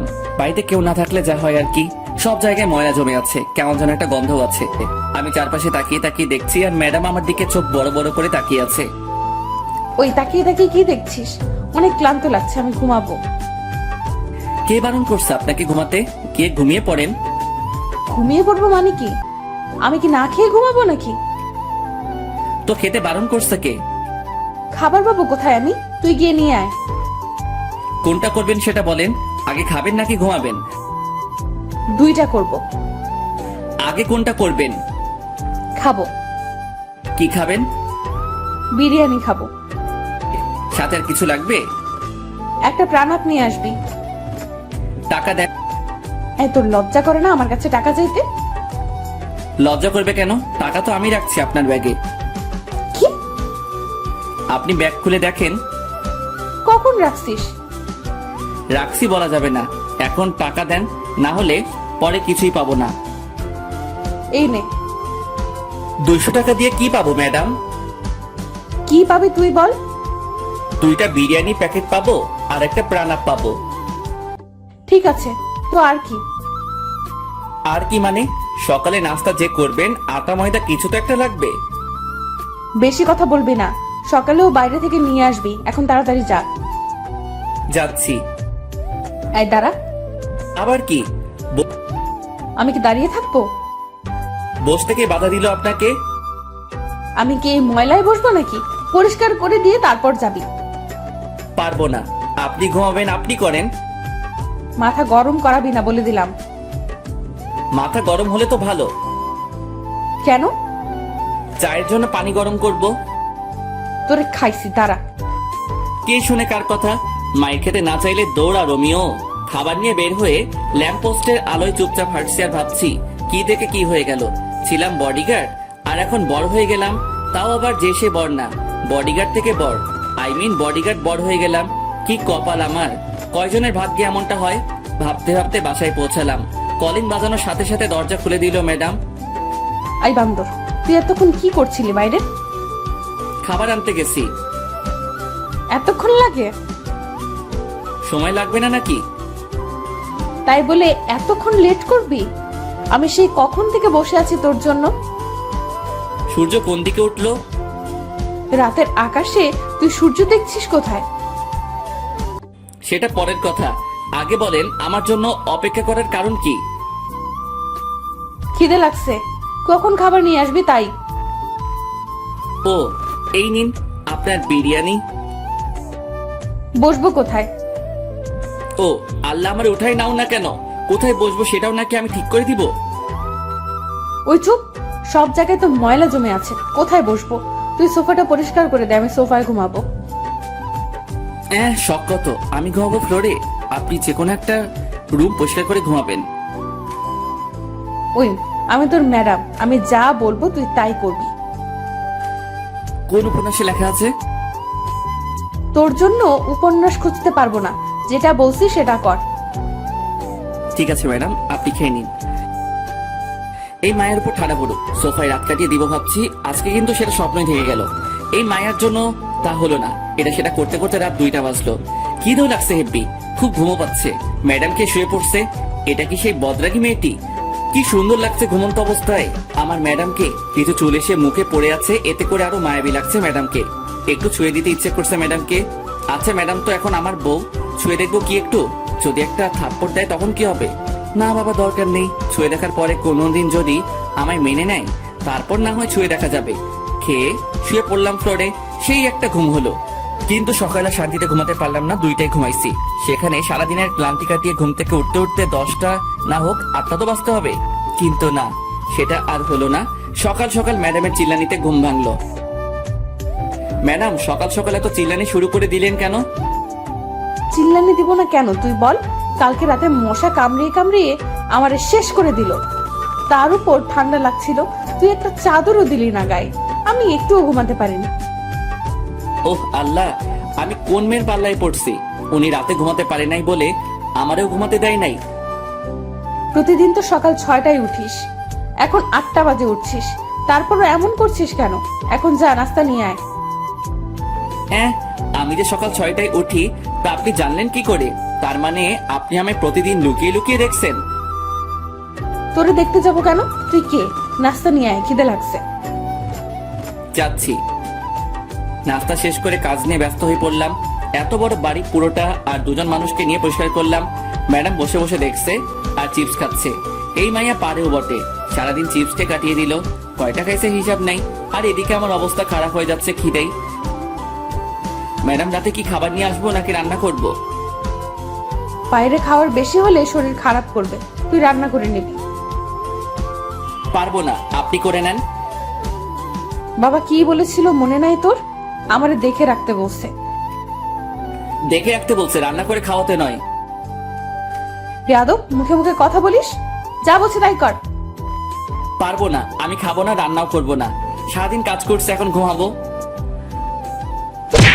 যা রান্না কর। শালার কপাল, বিয়ে করছি কোথায় বইয়ের হাতে রান্না খাবো, কিন্তু এমন পোড়া কপাল, শুধু থাপ্পড় খাচ্ছি। তোর ভাল লাগে না? প্রথমে ভাবলাম রান্না করব না, পরে ভাবলাম রান্না না করলে তো মেয়েটি খাবে না। দুপুরে কাজে ব্যস্ত ছিলাম বলে রান্নাও করতে হয়নি, বাইরে থেকে কিছু নিয়ে আসতেও হয়নি। সকালে চিপস আনতে বলছে, ওগুলো খেয়েছে সারাদিন বাচ্চাদের মতো বসে বসে। যা পারি কিছু একটা রান্না করি, কিছু একটা তো খাওয়া হবে। রান্না শেষ করে ম্যাডামকে খেতে রাখতে গিয়ে দেখলাম গান শুনছে মোবাইলে ইয়ারফোন লাগিয়ে। সেটা ওনার বিভিন্ন অঙ্গভঙ্গির মাধ্যমে বোঝা যাচ্ছে। ম্যাডাম, ও ম্যাডাম। ওই কি হয়েছে, চিল্লাস কেন? খেতে আসেন। খাবো না, তোর খাবার তুই খা গিয়ে। না খাইলে আমার কি? রান্না করছি, খেলে খাবে, না খেলে নাই, আমার কি? আমি খাওয়া শুরু করার পরে ম্যাডাম এসে বসে পড়লো। আমি শুধু খাচ্ছি, ম্যাডাম যে আসছে সেটা আমি জানি না, এমন ভাব করছি। ওই প্লেট দে, খিদে লাগছে, খাবো তো। একটু আগে তো বললেন খাবেন না, তাহলে এখন আবার খেতে আসছেন কেন? তোরে বলবো কেন? তুই কে? আপনার বর। আবার যদি কোনোদিন তোর মুখে এই কথা শুনি তো তোর খবর আছে। আচ্ছা ঠিক আছে, আর বলবো না, এবার খেয়ে নিন। শুধুই কি এই ভাত আর ডিম ভাজি? আজকের মতো এখানে শেষ করেন। আমি খাবো না। না খেলে নাই, আমার কি? আমি এগুলো খাবো না, কিছু নিয়ে আয় বাইরে থেকে। পারবো না, আমার ঘুম পাচ্ছে, ঘুমাবো। আমি কি না খেয়ে থাকবো সারা রাত? রান্না করা আছে, খেলে খাবেন, না খেলে আমার কি? আমি খাবো না। দূর, না খেলে না খাবি। রান্না করার দরকার ছিল, রান্না করছি। খেলে খাবি, না খেলে মশা খা গিয়ে। হাত পা বিছানায় ছড়িয়ে দিয়ে শুয়ে পড়লাম। বিছানা ভিজে ভিজে লাগছে কেন? তাহলে কি আমি হিসু করে দিছি? না, তা কি করে হয়? আম্মু বলে আমি নাকি ল্যাংটা কাল থেকে বিছানায় হিসু করি না। আজকে কি সে রেকর্ড ভেঙে ফেললাম নাকি? না, সেটা কি করে হয়? তাড়াতাড়ি করে উঠে বসে দেখি ম্যাডাম হাতে একটা বালতি নিয়ে দাঁড়িয়ে আছে। তার মানে আমি রেকর্ড ভাঙি নাই। ম্যাডাম পানি ঢেলে দিছে বিছানায়। ম্যাডাম, এটা কি হলো? আপনার জন্য কি একটু শান্তিতে ঘুমাতেও পারবো না? ঘুমাবি মানে কি? আমি জেগে থাকবো, তুই ঘুমাবি? সেটা হবে না। অনেক ঘুমাইছিস, এবার উঠে নাস্তা রেডি কর। কালকে সারা রাত খিদের জ্বালায় ঘুমাতে পারিনি। খাবার তো ছিল, না খেলে কি করা থাকে বলেন? বেশি কথা বলবি না, নাস্তা রেডি কর। যাচ্ছি। মেয়েটি কি একটু নরম সুরে কথা বলতে পারে না? সব সময় কেমন যেন খিটখিট করে, ভাল লাগে না। সব সময় ম্যাডামের জ্বালাতন সাথে থাপ্পড় খেতে খেতে এগিয়ে চলছে আমার বিবাহিত প্যারাময় জীবন। বউটা আমার রাগী হলে কি হবে? কোনো খারাপ অভ্যাস নাই, তবে একটা বাজে অভ্যাস আছে। সেটা হলো স্বামীর গায়ে হাত তুলে এই মেয়ের হাতে এখনো পর্যন্ত কয়টা থাপ্পড় খেয়েছি তার কোনো ঠিক নেই। বিকেলে ঘুমাচ্ছি, এমন সময় মনে হলো ভূমিকম্পন শুরু হয়েছে। তাড়াতাড়ি বাইরে বের হতে গিয়ে দেখি মোবাইলে আম্মুর নাম্বার ভাসছে। তখন মনে হলো ভূমিকম্পন হচ্ছে না, আমার মোবাইলই ডাকতেছে। হ্যালো আম্মু, কেমন আছো? ভালো থাকতে দিলি কবে? বিয়ে হয়েছে 3 মাস হতে চললো, কিন্তু বৌমাকে সেই বিয়ের দিনের পর থেকে আর দেখি না। তোরা এতবার করে বললাম বউকে নিয়ে একবার ঘুরে যা। কার বউ? কিসের বউ? কিভাবে বউ হলো? ওই ফাইজলামি হচ্ছে আমার সাথে? যাও, কি যে বলো না আম্মু, তোমার সাথে কি আমি ফাইজলামি করতে পারি বলো? তাহলে বল, কবে আসবি বৌমাকে নিয়ে? আমি জানি না, জিজ্ঞেস করে দেখি যাই কিনা। তুই নিয়ে আসলে তো আসবে, কালকে নিয়ে আসবি। আচ্ছা, দেখি কি করা যায়। দেখা দেখির কাজ নাই, কালকে আসতে হবে তোদের। আচ্ছা, আসবো। এ কেমন বায়না করলো আম্মু? মুরগিকে বলছে বাঘকে ডিনারের জন্য রাজি করাতে, বাঘে যদি আমার চেপে ধরে তাহলে তো আমি শেষ।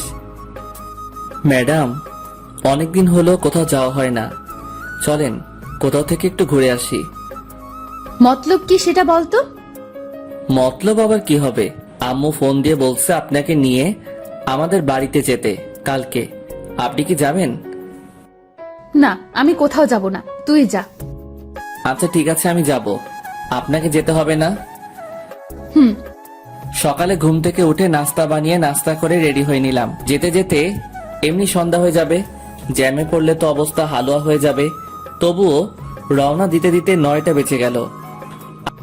ওই দাঁড়া, আমি যাব তো। আপনি আবার কোথায় যাবেন? আমি কি এখানে একা থাকবো নাকি? আমাকে আমাদের বাড়িতে রেখে তারপর যাবি তুই। আমি পারবো না, আপনি পথে নেমে পড়লেই তো হয়। পারবো না, তুই রেখে আসবি।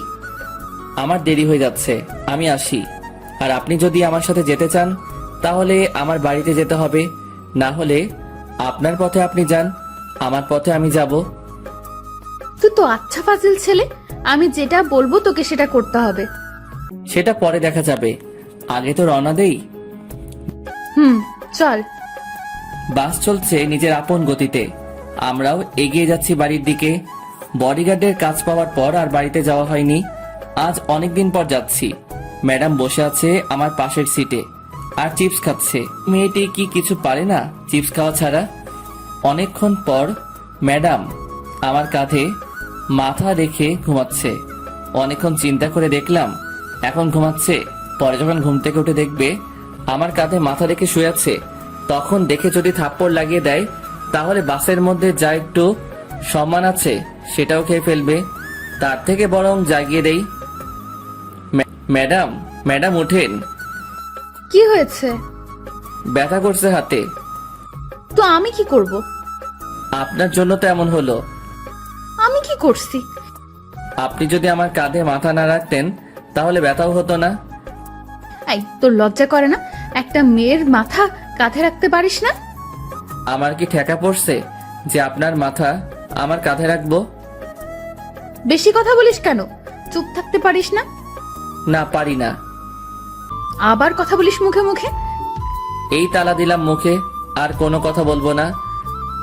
বাড়িতে আসতে আসতে 7টা বেজে গেল। পথে একটু কথাও হয়নি ম্যাডামের সাথে। কখন যে বাসার দরজায় এসে দাঁড়িয়েছি নিজেই জানি না। কি রে, কি ভাবছিস? ওহ আম্মু, তুমি? আমি হব নাকি ভূত হবে নাকি? না, তেমনটা না। আমার বৌমাকে নিয়ে আসছিস তো? তোমার বৌমা কোথায় পাবো? পিছনে দাঁড়িয়ে আছে যে, ওটাকে? ভূত মনে হয়, তাকিয়ে দেখো। কি, তুই আমার বৌমাকে ভূত বললি? তোর আজকে খাওয়া বন্ধ। খাওয়ার এত শখ নাই, তুমি তোমার বৌমাকে নিয়ে খাওয়াও। আসো মা, ভিতরে আসো। এটা কি হলো? ম্যাডাম তো চলে এলো। মাইয়া জাতি বড় অদ্ভুত জাতি। সকালে কত ভেজাল করলো এই মাইয়া এখানে আসবে না বলে, আর এখন কত সহজে আম্মুর সাথে হাসি খুশি চললো। মনে হচ্ছে না মেয়েটি রাগী বদমেজাজি। রোমিও, খেতে আয়। খাবো না, তুমি খাও তোমার বৌমাকে নিয়ে। রোমিও, আয় বাবা, অনেকদিন হলো একসাথে বসে খাওয়া হয়নি। না না, খাবো না, তোমাদের বৌমা আসছে, ওরে নিয়ে খাও। ওই, বেশি বাড়াবাড়ি করবি তো খাওয়ার পাবি না। এই না, তা কি করে হয় আম্মু? তা যদি না হয় তাহলে খেতে আয়। আসছি, হাফ মিনিট দাঁড়াও। দাঁড়ানোর সময় নাই, এই তো আসছি। বসে পড়। এত আয়োজন কখন করলে আম্মু? আমার বৌমা আসবে আর আমি কিছুই রান্না করব না নাকি? আমার জন্য তো কোনোদিন এত কিছু করনি, আজ বৌমা আসছে বলে এত কিছু? আবার যদি শুনি আমার বৌমাকে নিয়ে কোনো কথা বলিস তাহলে তোর কপালে কিছুই জুটবে না। এবার বল কি করবি? কিছুই বলবো না আর, এই চুপ করলাম। বাপরে বাপ, এ কেমন বিচার! আম্মু দেখছি ম্যাডামের দিকে ঝুঁকে পড়ছে। এই মায়া কি কোনো জাদু জানে নাকি? যদি এমন জাদু আমি জানতাম তাহলে কবে ম্যাডামকে থুক্কু বউকে পটিয়ে নিতাম। খাওয়া শেষ করে বাইরে গিয়ে একটু ঘোরাঘুরি করে বাসায় এসে ফ্রেশ হয়ে আমার রুমে ঘুমাতে গেলাম। রুমে ঢুকে দেখি ম্যাডাম বসে আছে বিছানায়। অনেক ক্লান্ত লাগছে, তাই কোনো কথা না বলে বালিশ নিয়ে নিচে শুয়ে পড়লাম। চোখ বন্ধ করার সাথে সাথে বুকের উপর ভারী ভারী লাগছে, সাথে গলা চেপে ধরছে মনে হলো কেউ। চোখ খুলে দেখি ম্যাডাম। আরে আরে কি করছেন? ছাড়ুন বলছি। ছাড়বো না।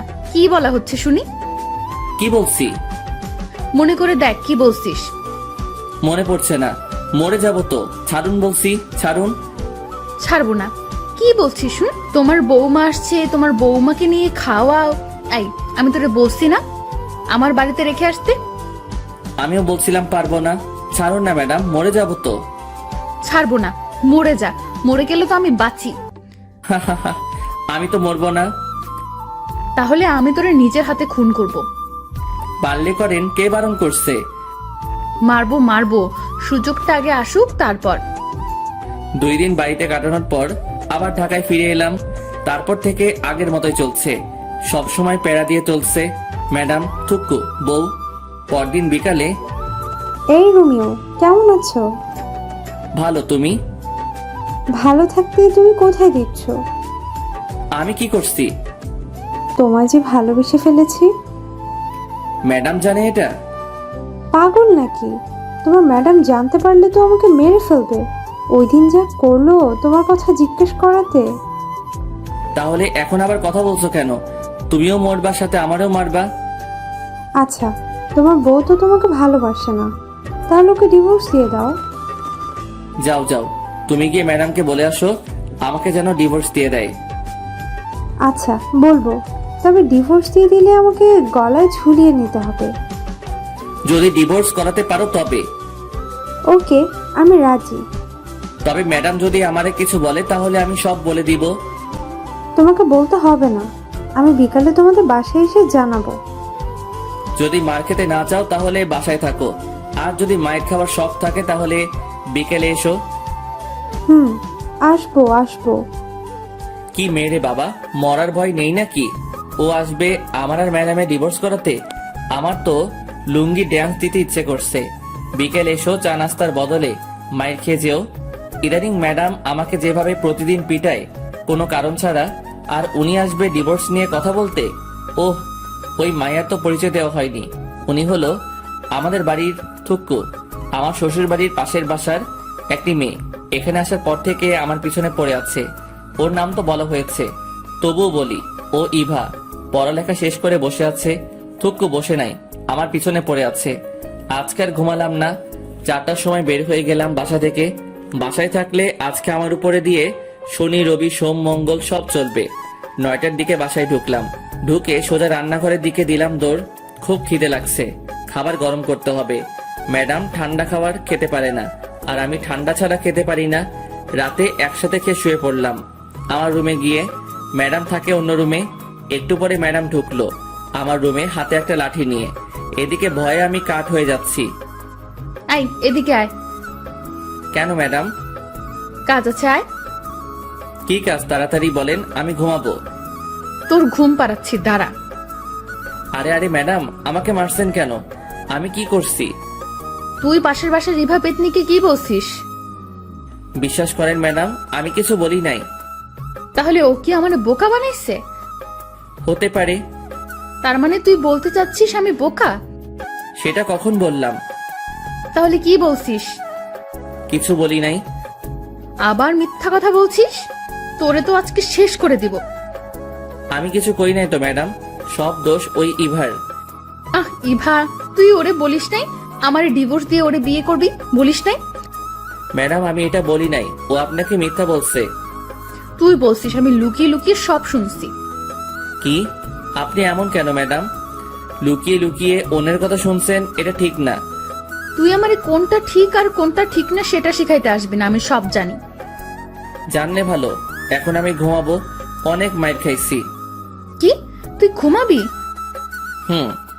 তোরে আমি ঘুমাতে দিব না। তোর কাজ হলো আজকে সারা রাত আমাকে পাহারা দেওয়া। পারবো না। না পারলে আবার শুরু করব, তখন বুঝবি। আবার শুরু করার দরকার নেই, আমি রাজি। চল। হুম। বাইরে না, রুমের ভেতর এসে পাহারা দিবি। ভিতরে কেন? বাইরে থেকে দিলে কি হবে? যেটা বলছি সেটা কর। হুম। ঘুমে মাথাটা কেমন করছে, আর এই মাইয়া দাঁত বের করে হাসছে। ইচ্ছে করছে ঘুষি মেরে দাঁত ভেঙে দেই। দেখ দেখ, দাঁত কেলাচ্ছে আবার। এ ম্যাডাম, এই চিল্লাচ্ছিস কেন? আমি ঘুমাবো। তোরে ঘুমাতে দিচ্ছে কে? এটা তোর শাস্তি। আমি কি অপরাধ করছি? তুই ইভার সাথে কথা বলছিস, সাথে ওরে পাঠাইছিস ও যেন আমাকে বলে আমি যেন তোকে ডিভোর্স দিয়ে দিই। কি?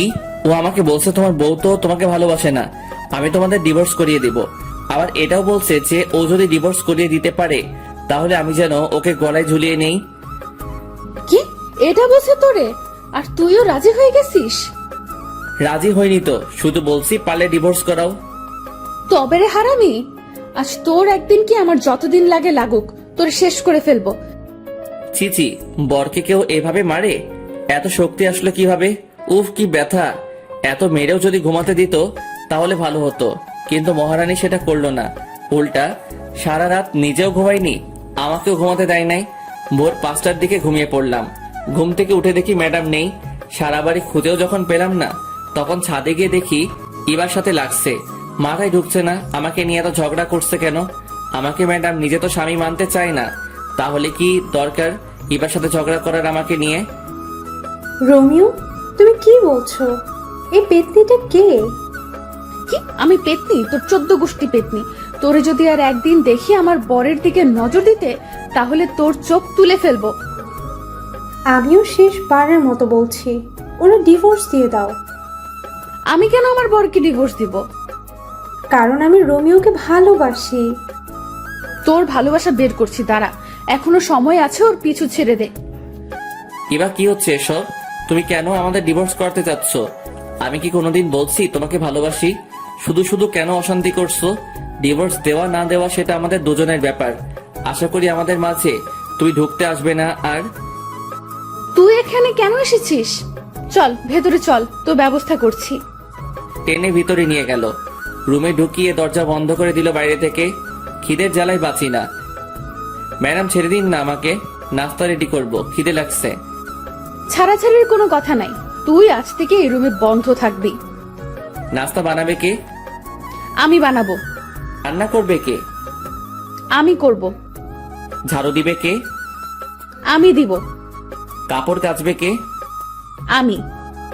ইস, ঢং দেখে বাঁচি না। পারেন তো শুধু শার্ট প্যান্ট পরতে, আর আমারে ধোলাই করতে। কি কি বললি তুই? তোর খাওয়া বন্ধ আজ থেকে।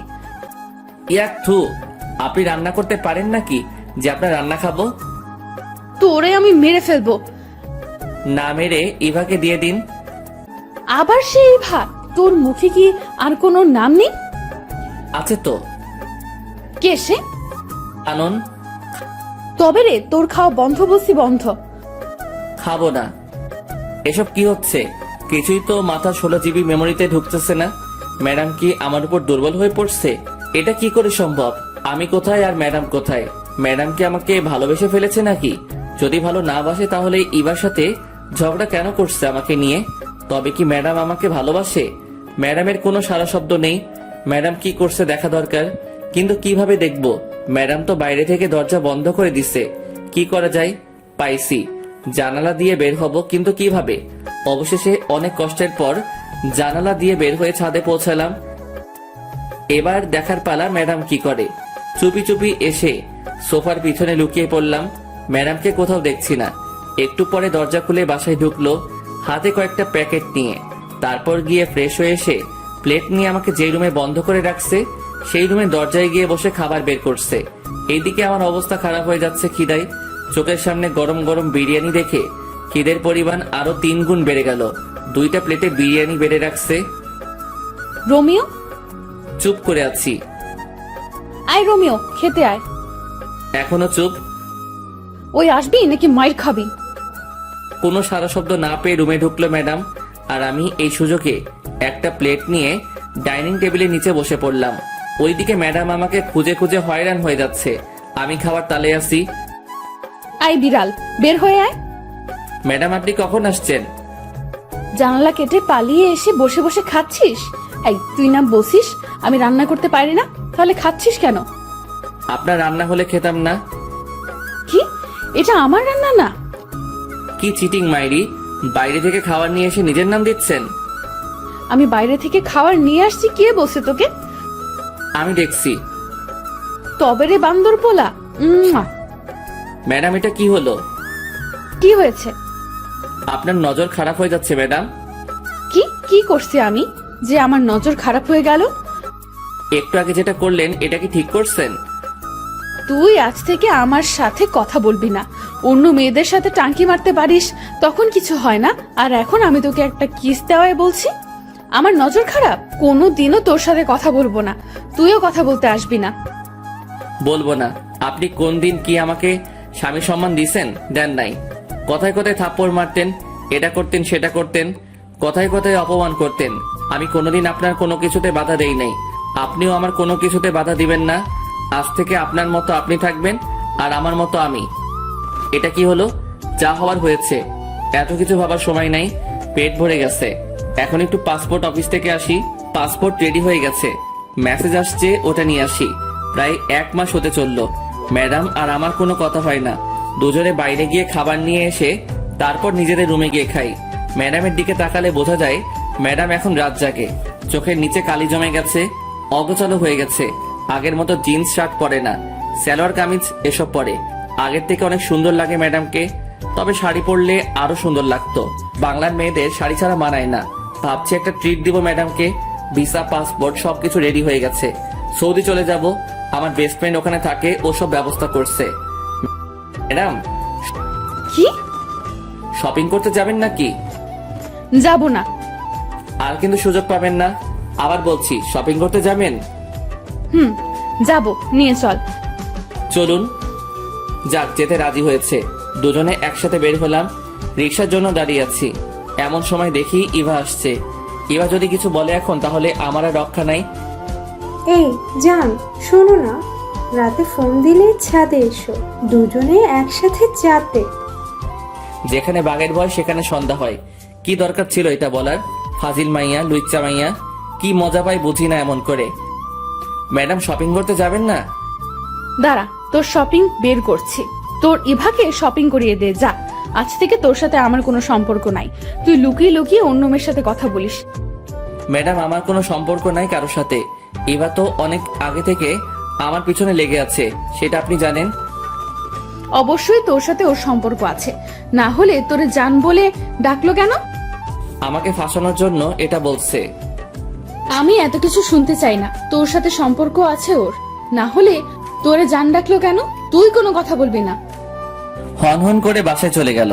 ট্রিট আর দেওয়া হলো না। এই ইভার জন্য এত কিছু হলো, কি দরকার আমাকে জান বলে ডাকার? বিয়ের এতদিন পর বউকে থুকু ম্যাডামকে শপিং করে দিতে চাইছিলাম, সেটা হলো না এই ইভাটার জন্য। বাড়িতে গিয়ে দেখি ম্যাডাম দরজা বন্ধ করে বসে আছে। ভিতর থেকে ফুপানো শব্দ আসছে। শুধু শুধু ইভার জন্য আজকে ম্যাডাম কাঁদছে। শালার মাইয়া, তোর জন্য আমার লক্ষ্মী বউটা কাঁদছে। ইচ্ছে করছে ইভা মায়াটারে মেরে নাক ভেঙে দেই। ম্যাডাম, খেতে আসুন। খাবো না, তুই খা তোর ইভাকে নিয়ে। ম্যাডাম, বিশ্বাস করেন ওই মাইয়া এটা আপনাকে রাগানোর জন্য বলছে, আমি শিওর। তোরে আমি বিশ্বাস করি না। আমি যে ভালো না সেটা আমি জানি। এবার খেতে আসুন। খাবো না বলছি, খাবো না। আবার যদি খেতে ডাকিস তাহলে তোর খবর আছে। আচ্ছা ঠিক আছে, ডাকবো না। তবে আন্টি ফোন নিয়ে যেতে বলছে, যাবেন নাকি? সেটা দেখা যাবে, তুই কোনো কথা বলবি না।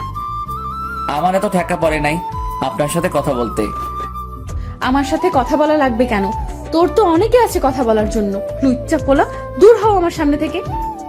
আমি কি আপনার সামনে নাকি যে দূর হব? চুপ কর লুচ্চা পোলা, ঘরে বউ রেখে অন্য মেয়ের পেছনে পড়ে থাকিস? তোর সাথে কোনো কথা নেই। আমার এত শখ নেই আপনার সাথে কথা বলার। কে ঝগড়া করবে এই পাগলিটার সাথে, কখন বাঘিনীর মতো তেড়ে আসবে তার কোনো ঠিক নাই। চিড়িয়াখানায় আছে তুকু, রুমে আছে, ওখানে ঠিক আছে। সকালে ঘুম থেকে উঠে ধাক্কাধাক্কি করে দরজা খুলে ম্যাডামের রুমে ঢুকে দেখি নিচে শুয়ে আছে। একটা মেয়ের রুম মনে হচ্ছে না, বিছানা বালিশ সব ছড়িয়ে ছিটিয়ে আছে পুরো রুমে। মনে হয় আমাকে মারতে না পেরে বিছানা বালিশের সাথে যুদ্ধ করছে। দেখে মনে হচ্ছে ভাজা মাছটা উল্টে খেতে জানে না। কি মায়াবী লাগছে পাগলিটাকে। কাঁপছে দেখে কপালে হাত রেখে বুঝতে পারলাম জ্বরে অবস্থা খারাপ হয়ে যাচ্ছে। বিছানায় শুয়ে দিয়ে ডাক্তারের কাছে ফোন দিলাম। একটু পরে ডাক্তার এসে দেখে গেল মাথায় পানি দিতে বলে গেল। ডাক্তার যাওয়ার পর থেকে পানি দিচ্ছি। অনেকক্ষণ পর চোখ বড় বড় করে তাকিয়ে আছে। ম্যাডাম কেমন লাগছে? তোর জন্য সব হয়েছে। ম্যাডাম বেশি কথা বলা যাবে না, চুপচাপ শুধু উত্তর দিবেন। তবে রে, কেমন লাগছে বলেন। ভালো না। মাথাটা মুছে নিন, আমি নাস্তা রেডি করে আনি। খাবো না। দেখা যাবে। ম্যাডাম হাঁ করুন। আমি খেতে পারবো, তোর কষ্ট হবে না? তাহলে খেয়ে নিন, আমি মেডিসিন নিয়ে আসি। আমি মেডিসিন নিব না। নিতে তো হবে, না হলে সুস্থ হবেন কি করে? সুস্থ হওয়া লাগবে না, তোর জন্য তো আমার এই অবস্থা। বেশি দিন সহ্য করতে হবে না, চলে যাব। কি বললি আবার বলতো, শুনতে পাইনি। না ম্যাডাম কিছু না, একটু একটু করে সুস্থ হচ্ছে ম্যাডাম। 2 দিন পর রাতে আবার জ্বর আসে ম্যাডামের। সারা রাত মাথায় পানি দিয়ে সকালে নাস্তা রেডি করে নিয়ে গেলাম, খাইয়ে দিতে চাইলাম, কিন্তু ম্যাডাম আমার হাতে খাবে না, নিজেই কাপা কাপা হাতে খেলো। কত স্বপ্ন ছিল বউটা নিজের হাতে আমাকে খাইয়ে দিবে, আমিও নিজের হাতে বউকে খাইয়ে দিব। রাতে বউ আমার বুকে মাথা রেখে ঘুমাবে, গভীর রাতে দুজনে একসাথে চন্দ্র বিলাস করব, এক মগে কফি খাবো, নদীর পাড়ে দাঁড়িয়ে দুজনে একসাথে গোধূলি বিকেল দেখব। কিন্তু কিসের কি, স্বপ্ন স্বপ্নই রয়ে গেল। রাতে ম্যাডামের জন্য খাবার নিয়ে গেলাম, ম্যাডামের হাতে প্লেট দিয়ে দিলাম, জানি আমার হাতে খাবে না তাই দিয়ে দিলাম। ম্যাডাম খেয়ে নিন। খাইয়ে দে। ম্যাডাম খেয়ে নিন তো, ঘুমাবো, ভাল লাগছে না। আমাকে খাইয়ে দে, না হলে খাবো না। খাইয়ে দিতে পারবো না, খেলে খাবেন, না খেলে উপোস থাকেন। তুই তো জানিস আমি উপোস থাকতে পারি না, খাইয়ে দে না। আমি পারবো না, তাছাড়া এখন তো আপনি অনেকটা সুস্থ, নিজের হাতে খেতে পারবেন। তাহলে তুই খাইয়ে দিবি না? না। তাহলে আমিও খাবো না। যখন খাইয়ে দিতে চাইছিলাম তখন তো খেতে চাওনি, এখন কেন খাইয়ে দিতে হবে? সেটা আমার ব্যাপার, তুই খাইয়ে দিবি কিনা বল। আচ্ছা বাবা ঠিক আছে, আমি খাইয়ে দিচ্ছি, হা করেন। এই তো লক্ষ্মী বর আমার। দরকার নেই আপনার বর হওয়ার। অন্য কারো হতে যা, তারপর দেখবি আমি কি করি। বকবক না করে খেয়ে নিন তো। খাচ্ছি তো। ম্যাডাম আপনি তো এখন সুস্থ। তো আন্টি ফোন দিয়ে বলছে যেতে। তো যেতে হবে, আমাকে বাড়িতে যেতে হবে আপনাকে রেখে। তুই যাবি না? যাবো তো, চলেন কালকে রওনা দেই। আচ্ছা ঠিক আছে। রাতে ম্যাডামের জ্বর আসতে পারে ভেবে সোফাতে শুয়ে পড়লাম। কিছুক্ষণ পর মোবাইলটা ডেকে উঠে তাকিয়ে দেখি কানন ফোন দিচ্ছে। হঠাৎ করে কানন ফোন দিল কেন ভাবতে ভাবতে ফোনটা রিসিভ করলাম। তাকিয়ে দেখি ম্যাডাম ঘুমাচ্ছে। হ্যালো কানন, বলো। দুলা ভাই কি করছেন? শুয়ে আছি, তোমার কি খবর? এই তো আছি। আমাদের বাসায় কবে আসবে? কালকে আসবো। তাহলে কালকে দেখা হবে, কথা হবে। এখন রাখি, বাই। বাই। এই এদিকে আয়। কি হলো ম্যাডাম, মাথায় পানি দিতে হবে? না এদিকে আয়। বলেন। কার সাথে লুতুপুতু করছিস? ছি ছি, কি বলেন এসব ম্যাডাম? আমি তো কারোর সাথে কিছু বলি নাই বা করিও নাই। আর মিথ্যা বলতে হবে না, আমি সব নিজের কানে শুনেছি। কি শুনছেন? হ্যাঁ, কানন ফোন দিয়ে জানতে চাইলো আমরা কবে যাব। চুপ, তোর কোনো কথা আমি বিশ্বাস করি না। আচ্ছা মুশকিল তো, বিশ্বাস করা না করা আপনার ব্যাপার, আমি সত্যিটা বলে দিচ্ছি। তুই কালকে আমাকে আমাদের বাড়িতে রেখে আসবি। থাকবো না তোর সাথে। আচ্ছা ঠিক আছে। সকালে ঘুম থেকে উঠে নাস্তা করে বেরিয়ে পড়লাম। সন্ধ্যায় গিয়ে শ্বশুর বাড়িতে পৌঁছালাম। সবার সাথে আড্ডা দিয়ে নিজের বাড়ির দিকে রওনা হলাম। বাড়িতে গিয়ে কয়েকটা দিন আব্বু আম্মুর সাথে কাটাবো। কিছু বন্ধু আছে, ওদের সাথে কিছু সময় কাটাবো। কখন আবার দেখা হবে। রাতে কে শুয়ে পড়লাম। আব্বু আম্মুও জানে আমি যে চলে যাব, তবে ম্যাডামদের বাসার কেউ এখনো বিষয়টা জানে না। ভাবছি যেদিন ফ্লাইট সেদিন জানাবো। 30 তারিখে রাত 2টার সময় ফ্লাইট, সবকিছু ঠিকঠাক। ইচ্ছা ছিল যেদিন যাব সেদিনই ম্যাডামকে জানাবো, সবাইকে জানাবো। কিন্তু এত খুশি লাগছে যে কি বলবো, তাই ফোন দিলাম। আসসালামু আলাইকুম আন্টি। ওয়ালাইকুম আসসালাম। কেমন আছো বাবা? জি আন্টি ভালো, আপনি কেমন আছেন? আমিও ভালো। তবে তুমি কিন্তু খুব খারাপ একটা কাজ করছো।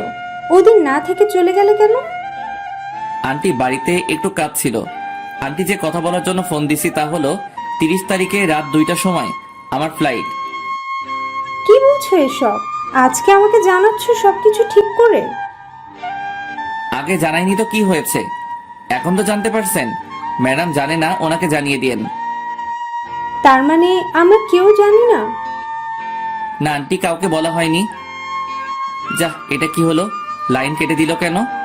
জানানোর প্রয়োজন ছিল, জানিয়ে দিয়েছি। আজ সেই কাঙ্ক্ষিত দিন। আজকে আমি উড়াল দিব আমার স্বপ্নের দেশ সৌদি। সবাইকে বিদায় জানিয়ে গাড়িতে উঠে বসলাম, সাথে 2 হৃদয় অ্যান্ড অভি। রাত 11:30টায় সবকিছু শেষে বিমানের দিকে পা বাড়ালাম। ঠিক সেই সময় কেউ একজন পিছন থেকে আমার হাত টেনে ধরলো। তাকিয়ে দেখি আঙ্কেল। আঙ্কেল আপনি এখানে কেন? আমি এখানে কেন সেটা তুমি পরে জানতে পারবে, এখন আমার সাথে এসো। আঙ্কেল আমি কোথাও যেতে পারবো না, একটু পরে আমার ফ্লাইট। কোথাও যাওয়া হবে না তোমার। কি ভেবেছো তুমি আমাদের কিছু না জানিয়ে চলে যাবে? আমি তো আন্টিকে জানিয়েছি। সেটা জানাইছো জানি, তুমি কেন সৌদি যেতে চাও সেটা বলো। আঙ্কেল দেশে থাকতে ভালো লাগছে না, তাছাড়া আমার কোনো পড়ালেখাও নাই যে আমি কোনো চাকরি করব, তাই বিদেশে পাড়ি জমাচ্ছি। সেখানে আমার বন্ধুর সাথে একসাথে থাকবো। আমি তোমাকে কাজ দিব, এখন চলো। কিন্তু কোনো কিন্তু না। তোমার আন্টি জানালো তোমার ফ্লাইট রাত 2টায়।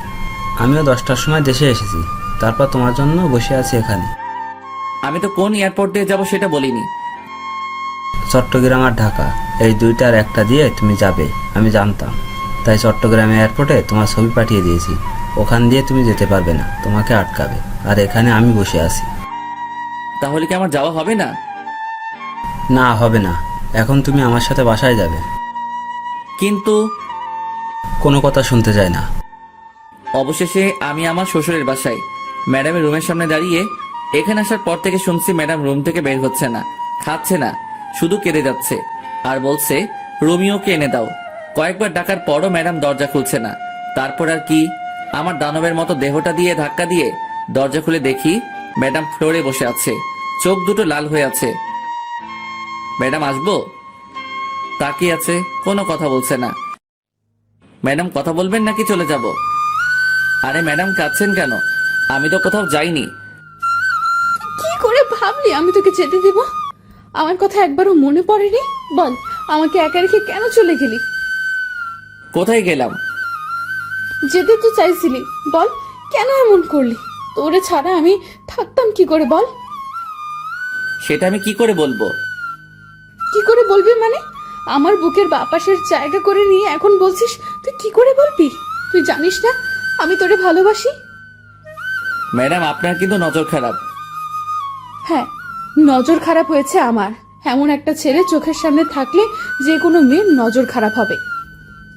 তাহলে ইভার দোষ কি? তুই আবার ওই পেতনির নাম নিয়েছিস? তোরে আজকে কি আর করবেন? দেখ কি করি। ম্যাডাম সত্যি বলছি, আপনার নজর পুরো খারাপ হয়ে গেছে। আমি তোর ম্যাডাম না, তোর বউ, ঠিক আছে? তাছাড়া নজর তো অন্য কারোর জন্য খারাপ হয়নি, আমার বরের জন্য খারাপ হয়েছে। তবে আমি কিন্তু একটা জিনিস খুব মিস করব। কি? থাপ্পড়। তোরে তো প্রতিদিন থাপ্পড় দিব। আমি রান্না করতে পারবো না আজ থেকে। আমি সব করব, তুই শুধু আমাকে ভালোবাসবি, আর কোনো মেয়ের দিকে তাকাতে পারবি না। ঠিক আছে মহারানী, আমি রাজি। আমাকে আজ থেকে তুমি করে বলবে, ভুলেও যেন ম্যাডাম ডাক না শুনি। আচ্ছা ঠিক আছে। দুলা ভাই, আপনাদের রোমান্স শেষ হলে এবার খেতে আসুন। খেয়ে শুয়ে পড়লাম। আমি আগে যে রুমে থাকতাম সেই রুমে। একটু পরে ম্যাডাম থুক্কু বউ আসলো। কি ভাবছো? ভাবছি বিয়ে করছি, বউ পাইছি, ভালোবাসাও পাইছি, কিন্তু কিন্তু আবার কি? বাসরাত তো পাইলাম না। তবে রে বান্দর বলা। এই বলে ম্যাডাম থুক্কু বউ আমাকে জড়িয়ে ধরলো। Light off. আর কিছু জানতে হবে না, আপনাদের বাসরাতে দেখতে পাবেন যা হবে। আচ্ছা মুশকিল তো, আপনাদের বলছি না লাইট অফ, এখনো এখানে কি? অনেক তো দেখলেন, যান এবার।